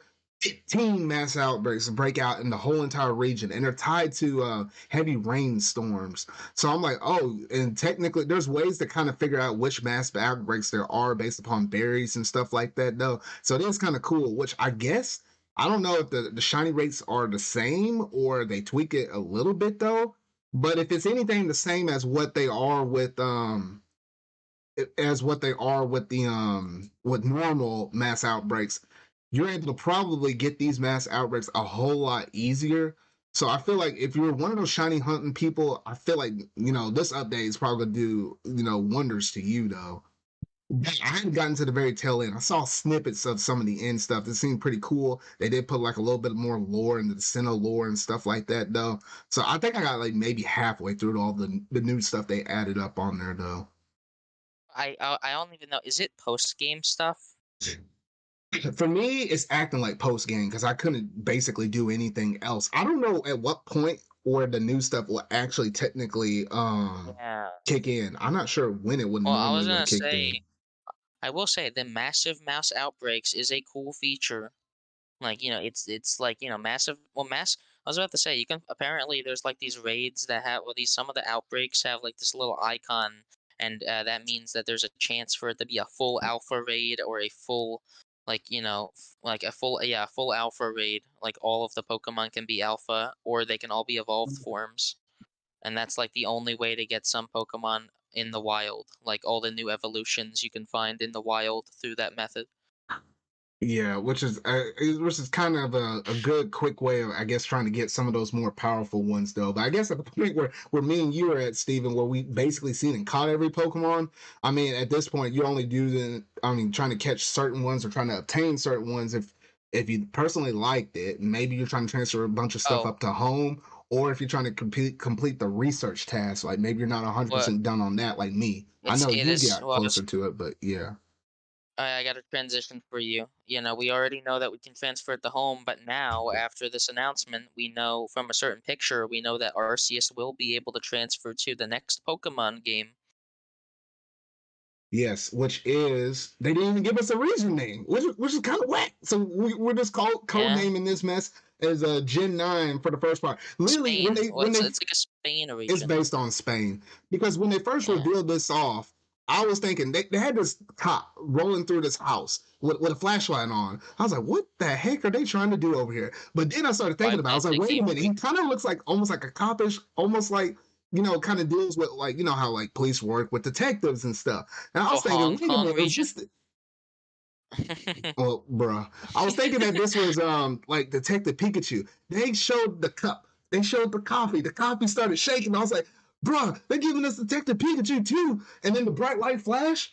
And then they showed this big old expansive region. I'm like, oh, this looks nice. I'm like, wait a minute, this too much for a Detective Pikachu game. The freak are they uh, showing to us? And I was like, wait a minute, this cannot be. I uh, was like, I thought this was the gap year. There's no way. Wait, this can't be Legends Arceus stuff. I was like, they're just concluding on that. And so then you something. saw the Sorry. whole trailer, and then at the very end, they show you the 3 starters, and that puts away any doubts you might have had about this not being Gen 9. And I was just flabbergasted at the sight of that. I was like, wow. But what are you about to say? I was gonna say something I don't get. A lot of people that watched that trailer for some reason thought it was Sword and Shield.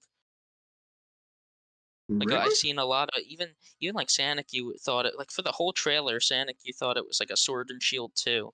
I guess Sword and I, Shield really did look that like I think for in Sanic's eh. case, that was a joke. Yeah, maybe. I don't It know. had It to had been. some like I big. looked at It this, I was had like, some like there's no big. way. I don't know. No, it had some like really big like buildings, kind of like Sword and Shield. It's weird. So like I think the game overall has like a nicer art. So I can't really say it looks as good as like something like new Pokemon Snap, but I honestly do think they got help from Game Freak. Uh, From Bandai Game Freak. Namco, yeah, from Game Freak got help from themselves, but no, Bandai Namco, I think 100% helped on this fucking game. Like I would say, like I'm not gonna be like Twitter and be like the textures, because yeah, the texture, I like how I do like the new textures, but that's something that obviously should have been done already. Hmm. So yeah, like I'll just say the lighting looks pretty nice. It Yeah, does look a little rough around the edges though, like some things in the background look pretty pixelated, for example. So, but that was a like, very far zoomed out shot, which speaking I of could rough, kind of see it. But what were you saying, Hax? going off on Steven, it says the What? release date kind of worries me. The the fact that it's releasing within the same year of Arceus. A lot of people are very concerned about. Well, to be fair, Arceus was very early 2022. Like that probably was Yeah, gonna be a even then, 2021 game. Yeah, I don't know. Which makes you I don't think Maybe they're know. probably It feel working like seems ahead way of too soon. schedule. I feel like they're yeah, working I ahead do of schedule. feel yeah. This I That's will not a say. good thing. No, no, no. And Not that this it's a good thing. Like, for example, when Legends Arceus dropped in January, they might have been done with this game. They might have been done with that game around like November, late October, which means at that point, all resources probably started going on to Legends Arceus. So at least they got 3 solid months, but they probably were working on it, splitting their teams up, and probably even you have to have way more of a head start. Technically, from what I heard from some of the interviews and stuff, they already started thinking and what they want to plan for Gen 9 basically as soon as the generation's over with. They have some type of team that's working with concept arts, where they want the region to. They got to search and do their research what they want to base the region on, like Spain. They have to send some people over there, do their research, figure out, kind of like that. And then you Yeah, got to start sending stuff out to artists and be like, all right, I how you feel want to design this character? How you want to do the starters and stuff like that? yeah, Like all that stuff happens the moment the previous gen is done. I feel like the issue is that we definitely do not know enough to make a conclusion. Because like even in Sword and Shield's first trailer, it didn't look good, but it looked okay. Like it was like that main house, like the house that you live in, looked okay. And like the starters, the first evolutions, people I liked, they were fine. They were good starters. But then literally everything else we've seen about Sword and Shield didn't really look that good. I felt like the game being open world does give me hope. It gives me a little bit of hope that things, like no matter how the game turns out, it's gonna be fun. And hopefully, from the trailer, I think it looked nice. Like I like the lighting and stuff. It looks rough around the edges, but like the lighting and the textures looking better will not make it hurt to look at. Yeah, and I will say this, I don't know. piggybacking off of what you said with the textures. Have you seen that look of Survivor? Like you can actually see the scales upon its skin. Well, that's I was like, what the heck? there's like I wasn't no, expecting anything like that. yeah, well, Zard, there's like a meme Twitter post about that. That's like been a meme where there's this Twitter post with like 70,000 likes saying Gen 9 textures are awesome. Even though it's like, I don't know, I feel like, because you gotta admit, Zard, textures on a model is like the bare minimum. It's like how it took us this long to get textures on Pokemon models. Like, I understand it, but like, it's still sad. I mean, yeah, but at the end of the day, you take what you get. I mean, that's just the Well, mantra. no, What you that's doing that's with the No, thing this? though. That's the thing, Zard. Pokemon it's the main fans problem. have been Pokemon fans have That's been the main taking problem. yeah, that's the problem. They shouldn't just be taking what I they said get. they They should be shouldn't, getting good but games. that's just ultimately what we've been doing for like years upon years upon years. I'm just Yeah, saying and that based on should the well, pattern. yeah, Not saying It's that it's fine. right. right, It's but no. it's just what we've been doing. I don't know. Well, Look, yeah, and that and that right there, that behavior right there, all these years doing that. Guess what you got after all that? got Sword and Shield. Sword and Shield. I think I 4 do think years. You got Let's Go. I do think this is the Stuff that culmination of shouldn't even be possible, yet happened anyways. yeah, but I was gonna say I do feel like this game is the culmination of things that have been set up for how long. Like, everything has been I don't know. that's a sad thing though. Everything has been a step towards this, a fully open world game, a fully open world Pokemon game that looks like it mostly takes advantage of the Switch's hardware. Because Yeah, because Mostly. I would say that it looks rough around the edges, but then being an open world game, you can't make it look, it's not like this is a fucking PS4 game. It can't really look the nicest thing ever. But at the same time, new Pokemon Snap also did look amazing. I guess it really depends on how much stuff is going to be on screen at once. If the game still has like stupid ass pop in, then I'm going to be a bit disappointed. But to be fair, Legends Arceus in the first trailer had frame rate issues that were ironed out at launch. I feel like maybe I don't know. Literally the only time where game footage not final actually really meant something was that where like we didn't have 2 FPS Pokemon running around in Legends Arceus for the most part.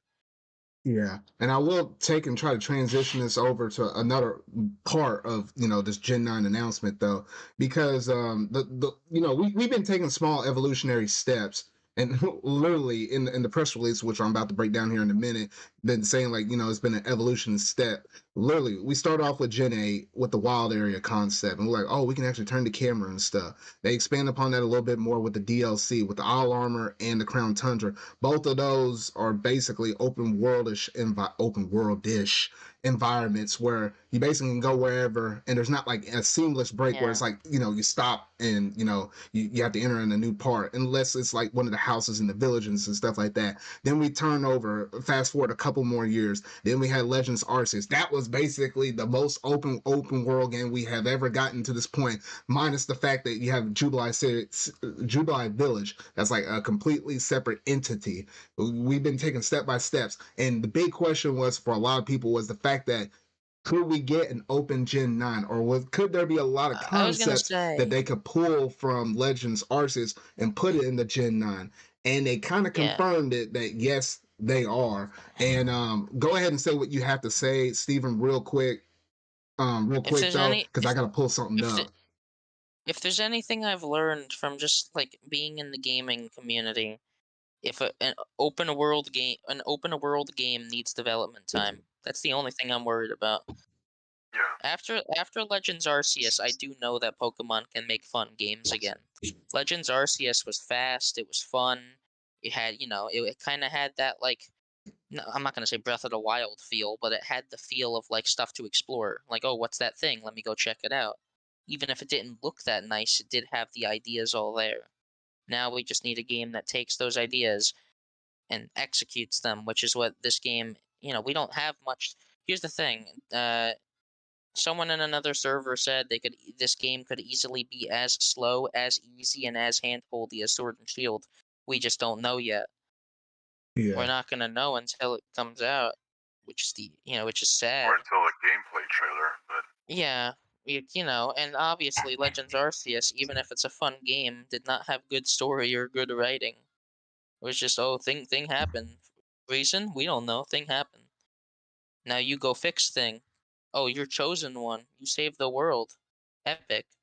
That's how Legends Arceus' story plays out. All right, so now that I got everything pulled up here, I'm gonna go ahead and transition over. I'll share the screen. If you're watching the YouTube version of things, you can follow along there though. But obviously, I'll be reading the stuff along the way though. But I went ahead and went to Pokemon's website because they had like a website dedicated for. We do know the names of the games: Pokemon Scarlet and Pokemon Violet. Interesting I names, don't like those kind of names. based on I the don't like. colors ish.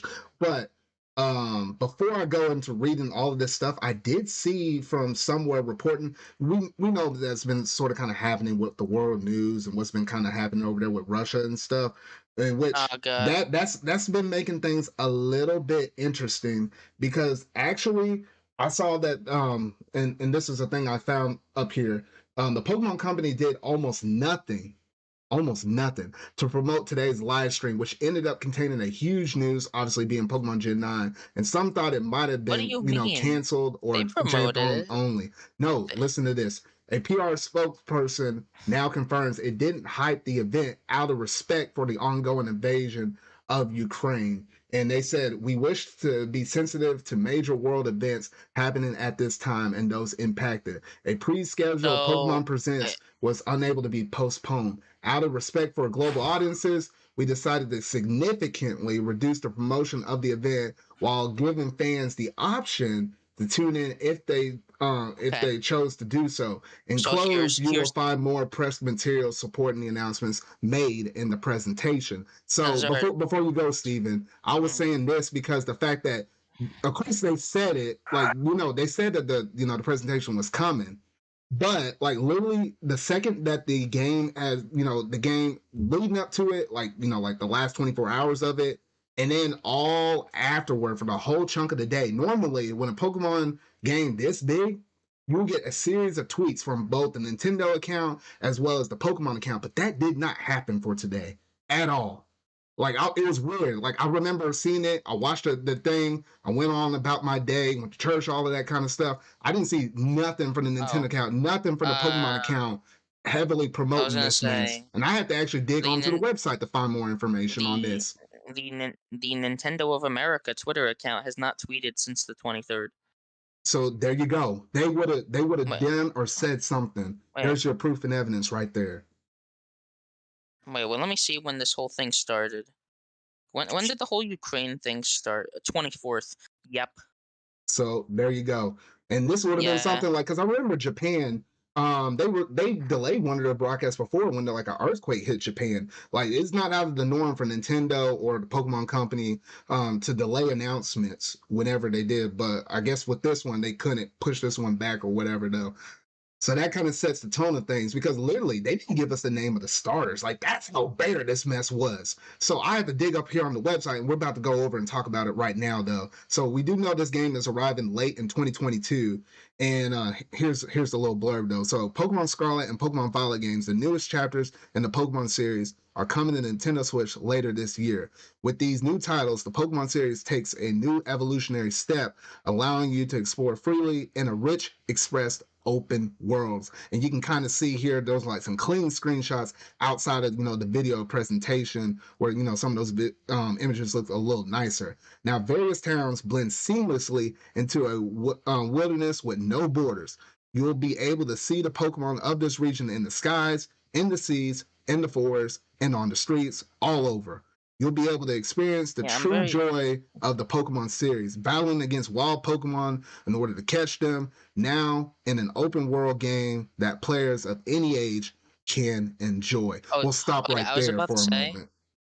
I was about to say, from like the two screenshots of battles we've seen, from those like two screenshots of battles, it does very much look like it's gonna be like this battle style of Legends Arceus. And what I mean by that is throwing your Pokemon out to go battle and then like you being able to move around. You know what I mean?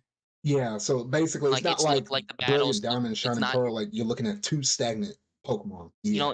You don't like teleport. Well, yeah, you don't teleport into a battle arena to fight them again.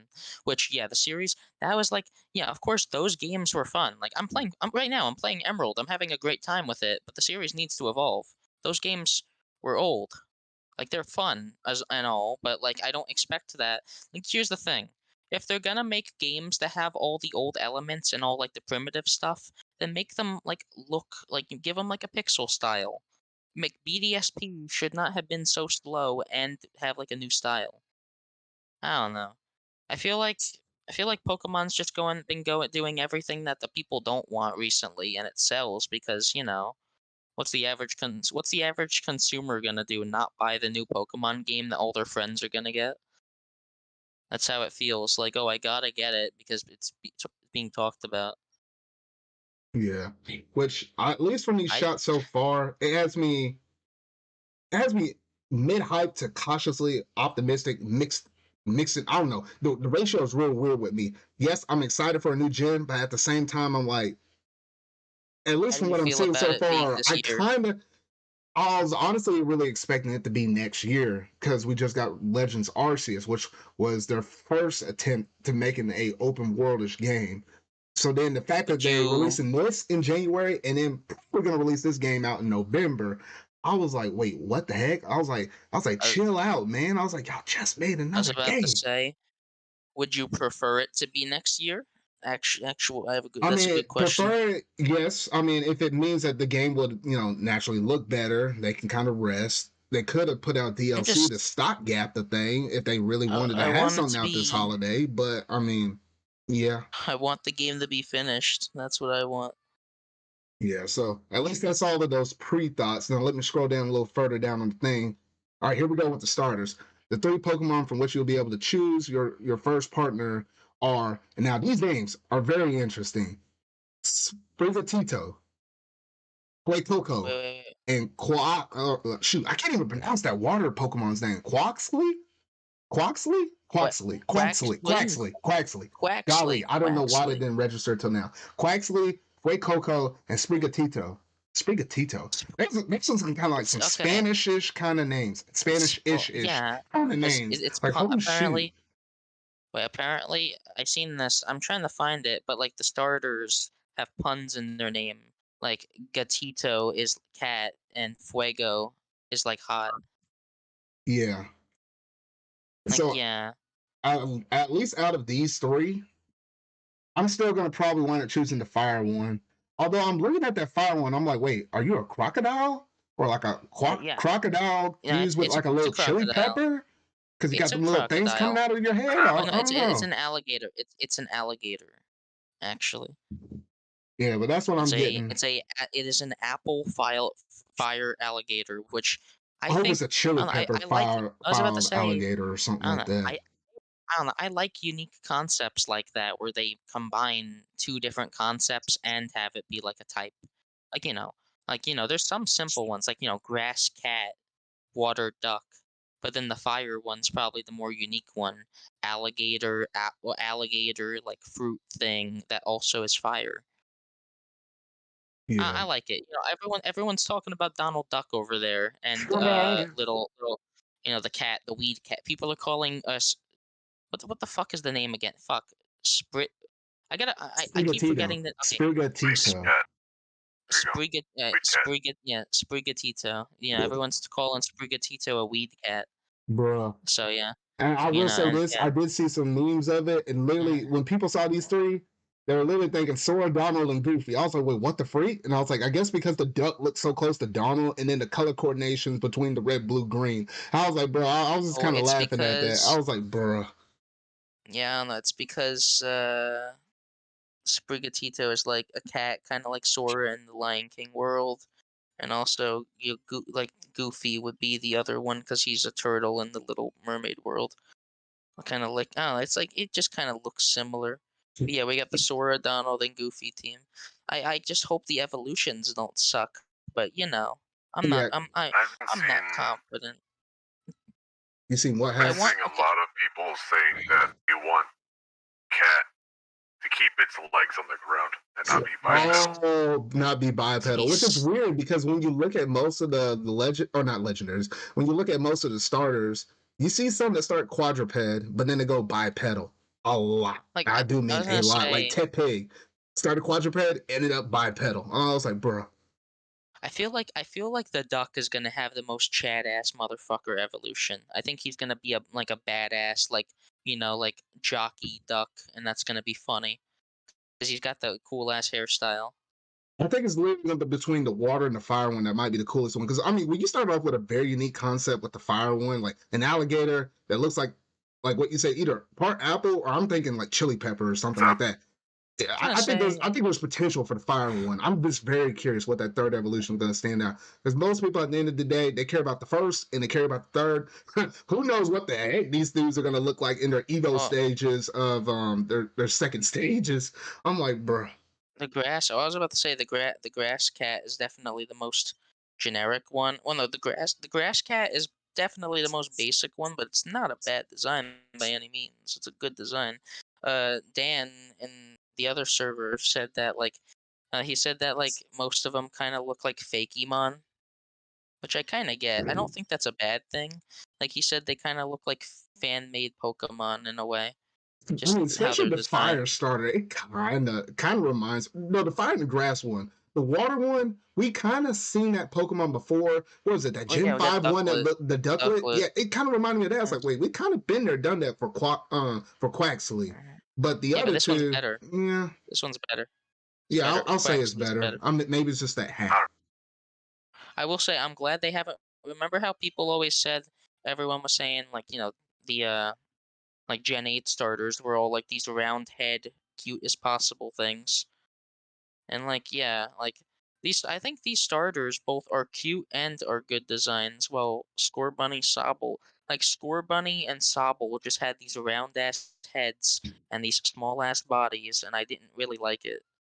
Well, this time you got the cat, which kind of I think that's why the cat looks so basic. The cat has a really round head and a small ass body, but then you got the alligator, which is like a weird design, and then you got this duck with this awesome hairdo. Yeah. See it with Um, Way Coco. He just looks wait, like a bootleg Bubble Bobble character. I like it though. It's like Scrimbo Bimblo, and it's like Scrubble Scrabble, the bootleg Bubble Bobble franchise. That's what it feels like. He's awesome though. Fue Coco is I mean, my starter. if you've seen the things from Bubble Bobble, you know what I'm I talking have about. no, I have. I'm just telling you. Yeah, Fue Coco is definitely the one I am going with. Okay, 100%. good. You're like me, Fred Coco. Haxx, I don't know if you're gonna actually play the game though, but out of the three, just based Probably on not. design, which one you think has the better design? I'm just curious on your thought. I don't know if you have a picture. I'm looking at it. I don't know. Neither of them seem like anything I'd go with. design-wise fair. alone. Hmm. Yeah, I feel I do like Fuecoco just because like I he mean, looks like on one the hand, funniest one. you have the weed cat. The other hand, you have fiery gator apple thing. Donald Duck, And on the other hand, you have Donald Duck. which he's definitely gonna be I feel like the Duck will be. Well, I was about to say I feel like he's gonna be the favorite, but honestly, No, I've seen okay. these. It's I've weird. seen equal. That's weird. This is the first time in forever that I've seen equal like talk about all the starters. I think I've When seen a Gen 8 little was favor for revealed, Grass and Water. Just a yeah, little, but when Gen 8 was revealed, I like seen literally everyone talking about Score Bunny and a little bit of Sobble. That was it. I don't know. yeah. So Well, this time If I were to pick one for the meme itself, it would be Donald Duck, but think I'm not really sure. Design-wise, I'd probably go with either Donald or maybe the cat. I yeah. really hope Coco turns into like a badass alligator that That has is like Alligator that kind of give me some vibes of Fraligator, just make it just a notch better, and I'm all there for it. I'm just all there for it. Just pull a Godzilla. There you go. honestly, yeah, have him like breathe fire. Wait, that'd be awesome. An alligator that breathes fire. It's a fire starter, so I'm pretty sure we're gonna get that. I'm pretty sure. Well, yeah, but like okay. I just seen this image. Are you able to put this on stream, Zard? I'm gonna put it in But no mic. not with the layout I got right now. You just have to I will describe it. yeah. Well, okay. It's Fuecoco. I'm gonna put it in no mic. I'll describe it in like 5 seconds. I'll let you guys look at it it's first. basically like a full-ass alligator thing colored He's fat. drawing. Fat alligator just sitting there in the colored game of White Coco. He's just hanging out, and he's like, "Hello, hello, I'm Fuecoco. Hello." He's based. I want Fuecoco to be like the funniest guy ever. I kind of hate this one though. Someone made him as someone made him the alligator from FNAF. Yeah. Really care. Yeah. Anyways, I'm very excited.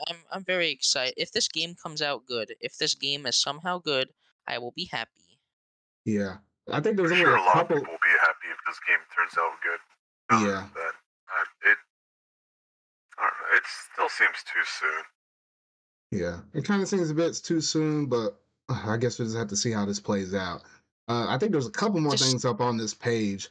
They showed the main protagonist for these two characters, the male and the female one. I don't know, something about that model kind of threw me off, but interesting nonetheless. They're making some differences right off the bat. If you choose Scarlet, you're wearing these. You're wearing some clothes like with like an orange tie. They got the short ties because they're European over there and stuff. The shorts have like a streak of like a lighter orange up on there. I'm like, what the heck?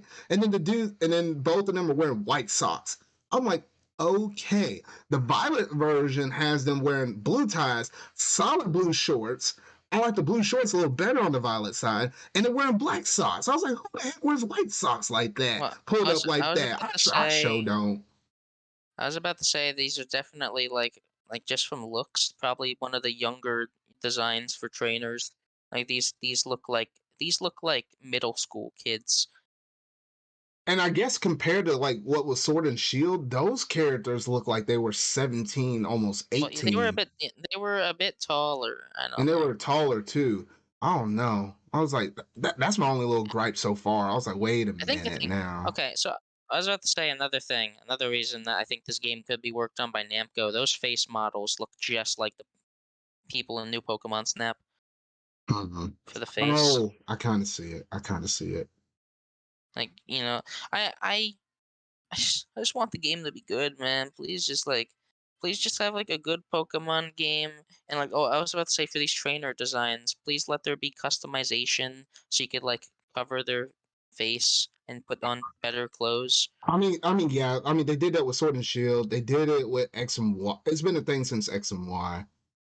X and Y to Sun and Moon to Sword and Shield. So I'm pretty sure that would be the case because at least the backpack is better than what Gen 8 was. I don't know why we were carrying around a briefcase the whole entire time though. But At least they made it a whole lot better, at least on that front, though. But yeah, some of these clothes they gotta go. They gotta go. I just can't do it. Yeah, I do like how it's like school outfits. I wonder if we're gonna get trainers that like go to school, or maybe the gyms that we go to are like schools. Maybe a Pokemon game where you don't become the champion at the end would be cool. You know what? You're kind of onto something with the school vibe because you don't wear those short neckties and not If you go to th- school. if you Just think saying. about it, there's been a Pokemon school in almost every single Pokemon game. You just never go to it. Oh, shoot, Sonic Q over there in the chat, saying Steven, or saying Steven, like you're saying this. I want them to be good. He's basically saying you're coping over there. I'm like, bro. Okay, well, listen. Is that really coping, wanting the game? I don't really think that's coping, just saying, hey, I want the games to be good. What would be coping is saying they don't look bad, they don't look bad. It's gonna be a test for the next game or whatever. Like, I don't know. I feel like this is the first Pokemon game in a while that has a little bit like I don't know. It feels like Pokemon finally looked at like what other companies were doing, and we're like, oh, we want to make our game look a bit nicer. We want to make our game a bit more fun. And then they put out Legends Arceus. Like, okay, let's see if people like this. Everybody liked it. Yeah. I don't Okay, know. so Okay, well, no, like gameplay wise, visual wise, Legends Arceus does not look good. It is a bad looking game. But like, I don't know. I Uh, feel like Pokemon has the potential to be good again. It's just if they decide that they want Pokemon to be good again, I guess is the whole thing. If Game Freak is like, okay, we're gonna make a high quality game, we're gonna put in the animations from Arceus, the visuals from Bandai Namco, and the gameplay from Legends Arceus. Put Yeah, them all in the pot, mix them all together. But what and were you about also to and say, also Haxx? some also good character designs and good personalities and good story, but those probably won't happen. Were you about to Steven, say something, Haxx? just want to let Steven know that I'm not Tina coping. wants me to tell you that you're coping. I am not coping. I am absolutely not coping. All I don't know. right. Maybe a little bit. Maybe you are. Maybe not. Who I knows? am not coping. You cannot tell me I am coping. Maybe just I am. I don't know. It could I be a am the. tad. I I don't know. am. It's not I bad am. to I cope, am. man. I It's am. not bad to cope. Sanic even said you said the same thing 3 times. You're coping. I am not coping. Yeah, he This just is the said that, opposite. This is an anti-cope. bruh. Well, I But guess yeah, I don't that's know. almost it in terms Sounds of to me most like you're information coping. Cope or because not the cope, the games have the potential to be good. yeah, Sword and and Shield also had the potential to be good, so we'll see. I want more info at E3. At E3, we if will. oh yeah, I guess the only other thing that we have confirmed is that there will very likely be a national dex like cut again. Like national dex won't be in, and I think that will be fine if the games are good. That's I it. Like mean, if the now that games people are aren't, kind of accustomed to yeah. it, I mean, Well, it's not in the custom. future, I know, but in I the don't know. future, I could never see. Watch this could be like years down the road whenever they hit that hurdle. When there's like, because like with this inclusion of the game, we're at a 890 or 880ish or something like that. With the Yeah, conclusion but of like, these ones, even if it's like 120 Pokemon, we're gonna hit the thousand. We're gonna hit the thousand yeah, but like, marker. At some point in the yeah, but future, we could have like up to 2,000 Pokemon. I don't think it's realistically sane enough to put allow you to be able to put every single Pokemon up in the game, 2,000 of them, and have to balance them oh, all for competitive. I think something was gonna like, have to give at some point. Not that the fact that they well, couldn't, it's just the labor I and was gonna stuff of just say, kind of balancing everything. It's just the balancing, I think. But yeah, Legends Arceus was like, it showed that Pokemon just needs to try and like do things that people wanted it to do. If they listen to the fans, they can make a game that consumers like and fans like. Like I don't think Pokemon like wildly overestimates their fans, I guess, because like, like Pokemon fans, or at least no, like consumers are fucking retarded. They're gonna okay, I can't say that word. All right, Bruh, take that they're back. stupid. Apologize. They're all right, sorry, internet. Pokemon fans, or like, yeah, they're dumb mostly, but like if you give them a good game, maybe they'll realize what a good game looks like, and then when a bad game comes out, they'll be like, wait a second, this is a bad game, instead of just consuming.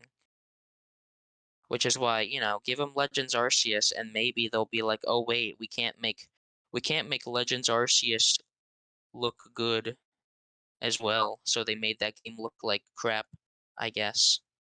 I don't know.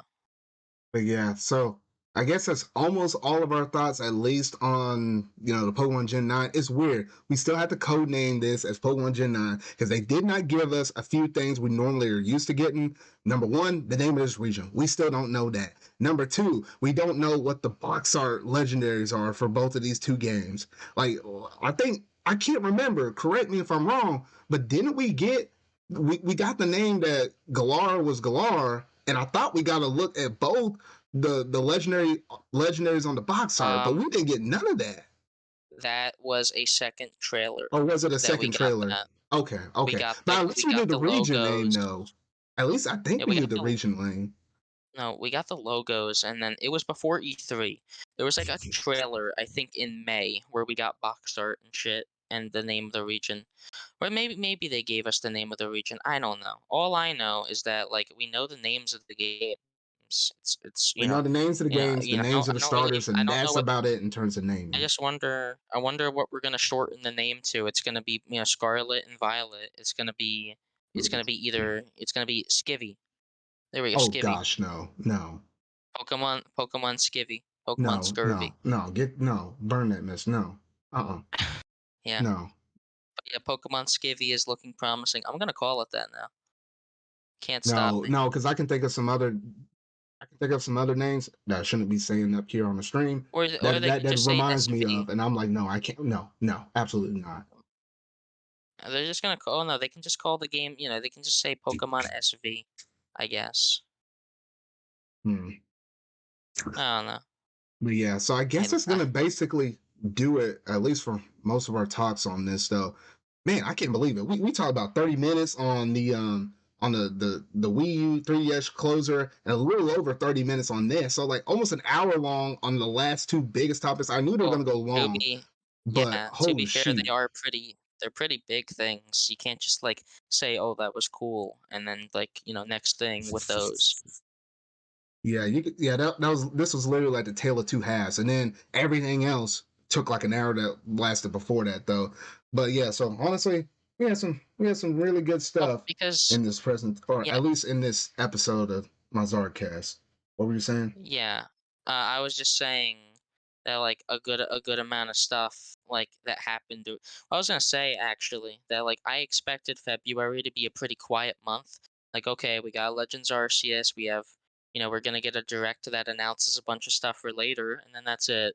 But no, the direct gave us like 3 games that are coming very soon. In the April and June, there's like now 3 new first party games that I'm gonna get 2 of. Yeah, I'm gonna get Switch Sports and Strikers, and now I'm gonna get a fucking Pokemon game in late year. I'm getting the Pokemon game. I'm getting Switch Sports. I'm getting Kirby. I'm getting Mario Strikers, Breath of the Wild 2, and Xenoblade 3. My wallet is going to literally be gone. I'm going to die of broke. Yeah, that is This true. if this game is good, it's possibly going to be the best year of the Switch's life. Yeah.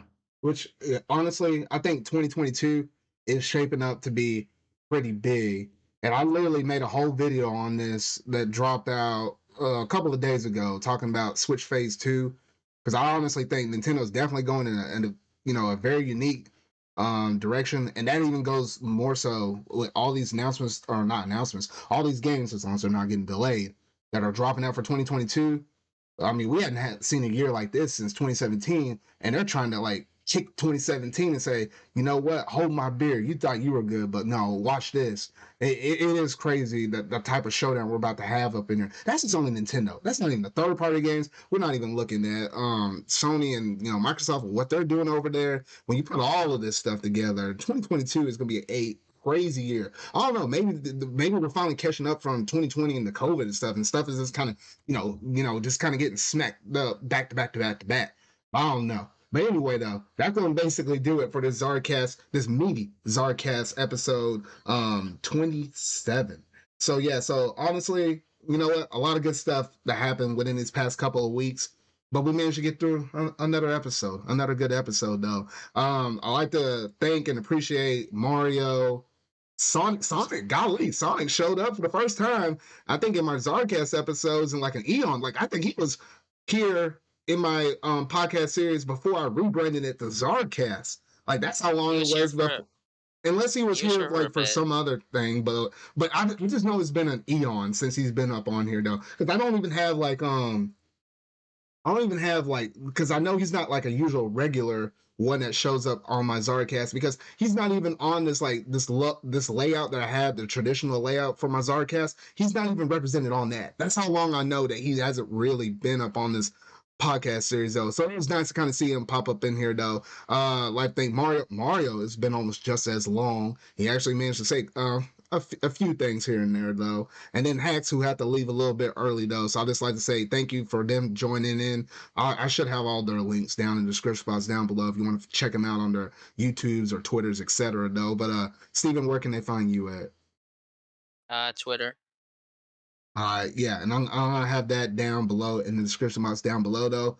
But that's gonna about do it for my ZardCast episode 27, though. So if you really like this video, make sure to go ahead and hit that like button, go ahead and hit that subscribe button and that bell to stay up to date on all things video game related I feel like talking about and discussing. If you happen to be watching this on one of my podcast servers, whether that be my Google, Spotify, Apple, or even Amazon Music, make sure to go ahead and hit the like button. Go ahead and share that. Go ahead and share my ZardCast podcast around with your friends and stuff. Just let them know, hey, we're just here to talk about cool pop cultural segment related stuff and gaming related news and stuff. Wasn't able to actually get up into like what we've been playing, what we've been watching, and community questions, because we've been running this mess for like 2 hours or whatever, though. That could be a whole nother like 20-25 minutes, at least when I got Steven here with me, though. But yeah, that's basically gonna do it, though. So until next time, y'all, until whatever video I make next, until the next ZardCast episode, see ya. See ya.